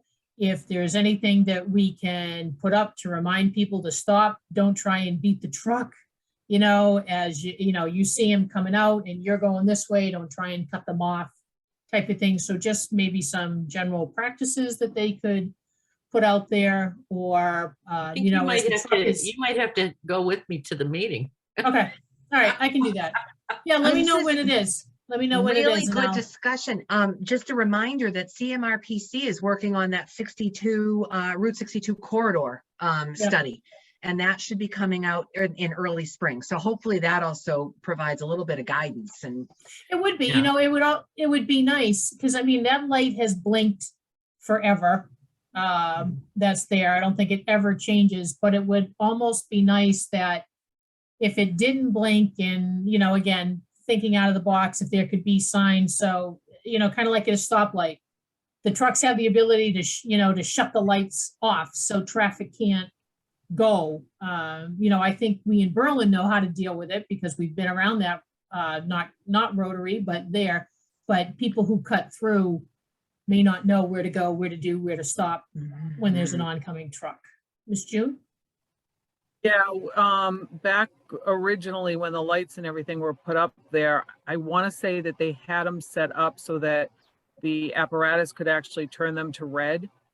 And I don't know what happened, but I know it wasn't working properly at some point. So I don't know if that's a thought to just put back out Yeah. there that at one time they could, so everybody had to stop. oh, that You know, would be actually, so June, nice. I heard that too. I heard that they had the capability. I'm Yeah, not and quite sure. I don't remember if it had something to do with them not actually having the clickers in the vehicles versus it was something that dispatch could push. I don't remember the whole story now. It's been a while, but that's just a thought. Yeah, Chris, when you get ready to go, let me know. I'll come with you and add some Yeah, color I'll commentary. send you an email about forwarding the link and the date. Yeah. All right. Anything else on Coffee Talk? I think it went really well. I liked it. But I always like them. You know, I thought the topics were great. I Yeah. thought you did a great job, like running the meeting and everything. You did. Hey, I try my, well, you know what? That's my baby. So, you know, of course I'm know it gonna, to push to keep it going in the right direction, but, yeah, absolutely. With you guys there to help. All right. I want to thank June for going over the ARPA presentation. I couldn't be Absolutely. here. I was at Yep. capital planning. Thank you, Miss June. Okay, all right, on to new business. So the Boston Post Cane Award, as you can see on the agenda tonight, we were going to award it to Arthur Lang, but unfortunately, Mr. Lang passed away this weekend. And I would also be remiss to not send out condolences to the Kessler family. They also lost their dad last week, Richard Kessler. So, you know, our hearts and thoughts go out to both families.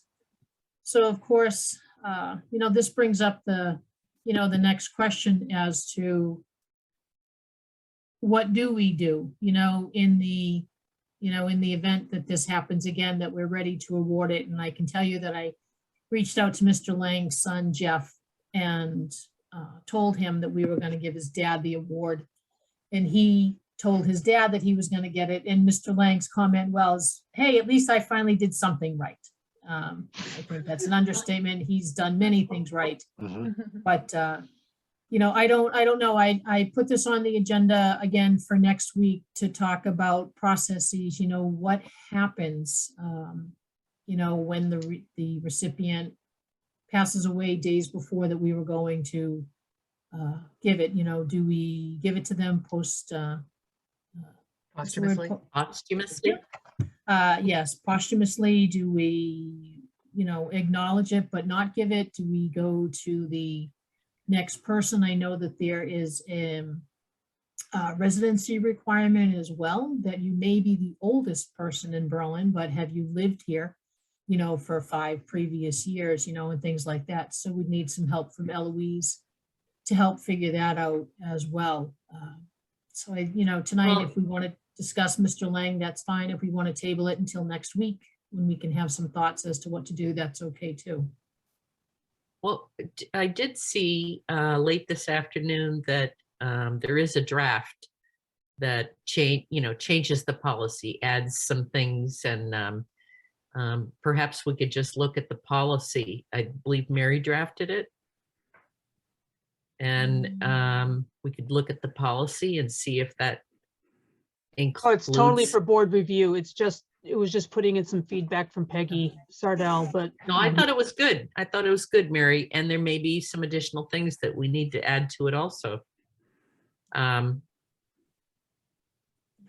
All right, then why don't we all take a better, you know, a bigger look at that document and then come back next week and then make a decision as to still give it to Mr. Lang or to, you know, look at the list that Eloise provided. Thank you, Eloise, for doing that, and let us know who the next oldest resident in town is, and then just go from there. I mean, yeah, we'd never give away the cane. That's just a cool thing to have up in our office, you know, behind us in that glass case that, you know, Bartlett put together probably years ago. So it's very cool to, you know, be able to give out an award and one of those pins. All right, so I think I popped it on for next week's agenda already. So we'll talk a little bit more about that. You know, we could even put something in the policy whether we, you know, award the pin posthumously. Yeah, I mean, maybe we do both, you know, if we have Right. someone in mind and, the unfortunate happens and they pass before we can drive the pin and the certificate over, we still award it and then we still give one to the next oldest resident in town. I think it's just a cool thing that Berlin do, that makes Berlin, by being able to do Yeah. that. So we'll definitely take a look at that next week. All right, so TA recommendation done. Boom chakalaka. Again, thank you, Margaret. Thank you, Fred. Thank you, everybody. Do you have any other notices of intent that we'd like to talk about there, Mrs. Narowitz? Not tonight. There'll be some upcoming, I'm sure, but not tonight. All right, so last on our agenda is the town approval of affordable rent amounts for the Rockwell Apartments, River Road West, as required by the Department of Housing and Community Development, DHCD. Yep.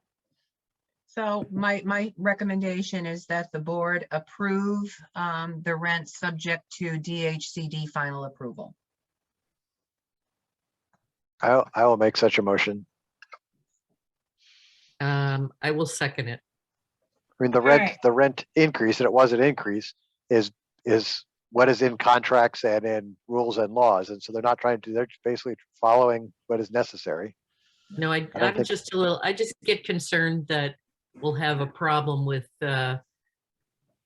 somebody who raises the rent beyond what they should. Yep. For affordables. Oh, I think that's definitely right. I think that's why it needs to come to us. I thought everything in this Right. looked like it was pretty much above the board. The stuff is there. Right, It's worthy of approving. okay. All right, put it to a vote. Stone eye. Hawkins, aye. Keith, aye.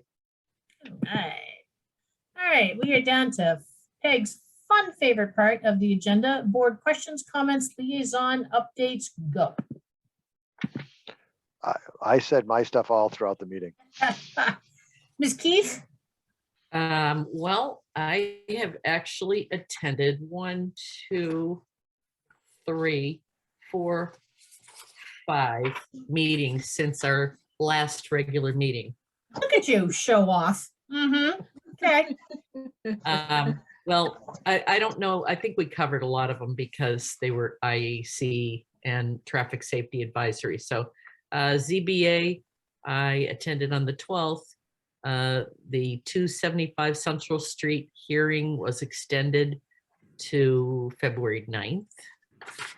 That was the only bit of business that they had. I attended the 2 IAC meetings, which I think we've covered pretty much. I think Margaret and I both attended the NVRDD meeting on the 13th, correct? Yes, and thank you for stepping up as alternate for a while. I appreciate that. No problem. And I'll be there next month too. But they, which I think Margaret has already put out there to the police and fire chiefs, that they're looking for feedback on the IMA or the district agreement. The executive director is a little concerned over the overtime line in the budget. The cost for the admin board secretary during transition and how to pay. What would be the appropriate funding source in the budget. Withdrawal of Townsend, they discussed, and hopefully we won't be penalized financially for their withdrawal. I don't believe we will be FY22 or 23. We don't know beyond that. And by that time, we may actually have another town. That the other possible towns were Maynard and Boxborough. Stowe was also another possibility. Oh, okay. Stowe. Yeah, I thought it was Stowe and not Maynard, but maybe I just wrote down the wrong one. No, Maynard was there too. Yeah, you're right. Okay. FY23 budget goes to the FinCom of the regional dispatch, which is June is on next week. And let's see, replace the district treasurer position. to be posted ASAP, $4,000 stipend per year.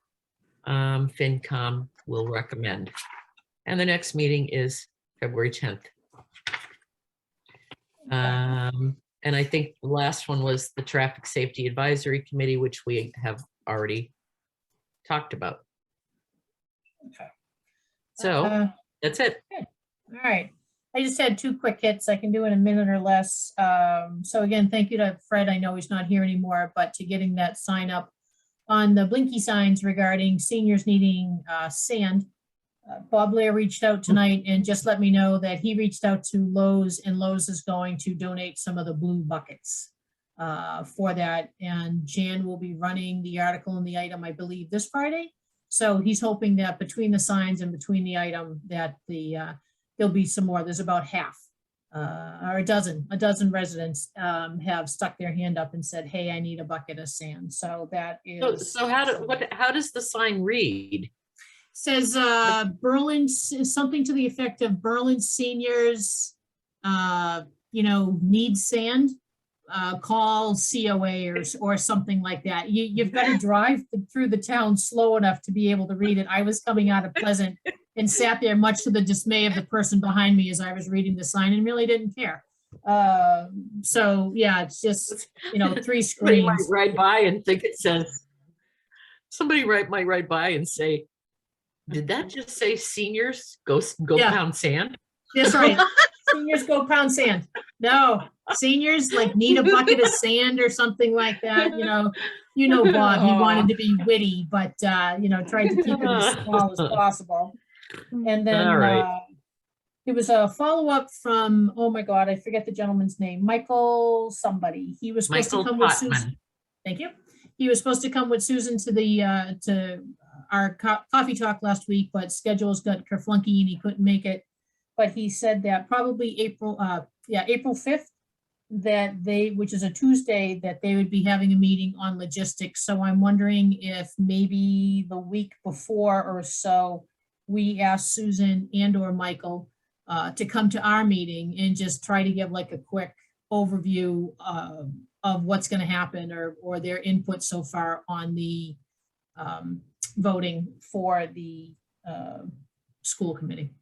What might be better is that we advertise their meeting for them. Yeah, we could. Because people aren't going to go out. Well, I don't know. They probably want something a little more close to that particular time, November. Remind people to get out there and vote. Yeah, and I think that April was just like the kickoff, the logistics of about it. So I'm sure that there'll be more coming. So I figured I'd throw it out to you guys tonight to see what you wanted to do. Obviously the end of March is, far enough away, but close enough away that I can throw a reminder, in or around that date. So as Margaret and I do the agendas, in that I'm not totally forgetting what happened this month. All right. One of the emails I sent over the weekend was to Paul Mera, who is their technology coordinator at the 3 schools, and wondering if there was a link to the next school committee meeting, which is, I believe, tomorrow night. Most of the time they're trying to meet in person, but it would be nice, and this might be something we might want to think about too, is when we go back to in-person meetings at some point, maybe we still want to have some kind of live, whether it's Zoom or something where, because I would go to more of the meetings if they were actually, a little bit of a little hybrid. Yeah. And I think that capital planning, before this latest round of nastiness came around, that capital planning was doing just that they were going to meet in person, but they were also going to have it on WebEx or Zoom, so that folks could also, call in from home. And I'm not really clear why Paul did get back to me, but he said, if it's going to be a Zoom meeting, the link will be on the agenda. But then there isn't anything on the agenda for tomorrow night, so I'm assuming it's an in-person meeting. In person. Right. Okay, Wow. all right. Cool, yeah. All right, Miss Margaret, anything to add before we call it an evening? No, Madam Chair, I have nothing else to add. All right, you're funny, funny girl. All right, so with that, my tea is empty. Here's tonight's cup, Piranha Joe from the Bahamas. It was orange spice for those of you who are wondering. So I will entertain a motion to giddy up. So moved. So moved. Second. There you go. Sure. Sure. Scott's energy level. All right, Stone Eye. Hawkins, aye. Key-fi. All right, we'll see you next week. Stay safe, Good night, everyone. everybody. Thanks, everyone. Scott, safe travels.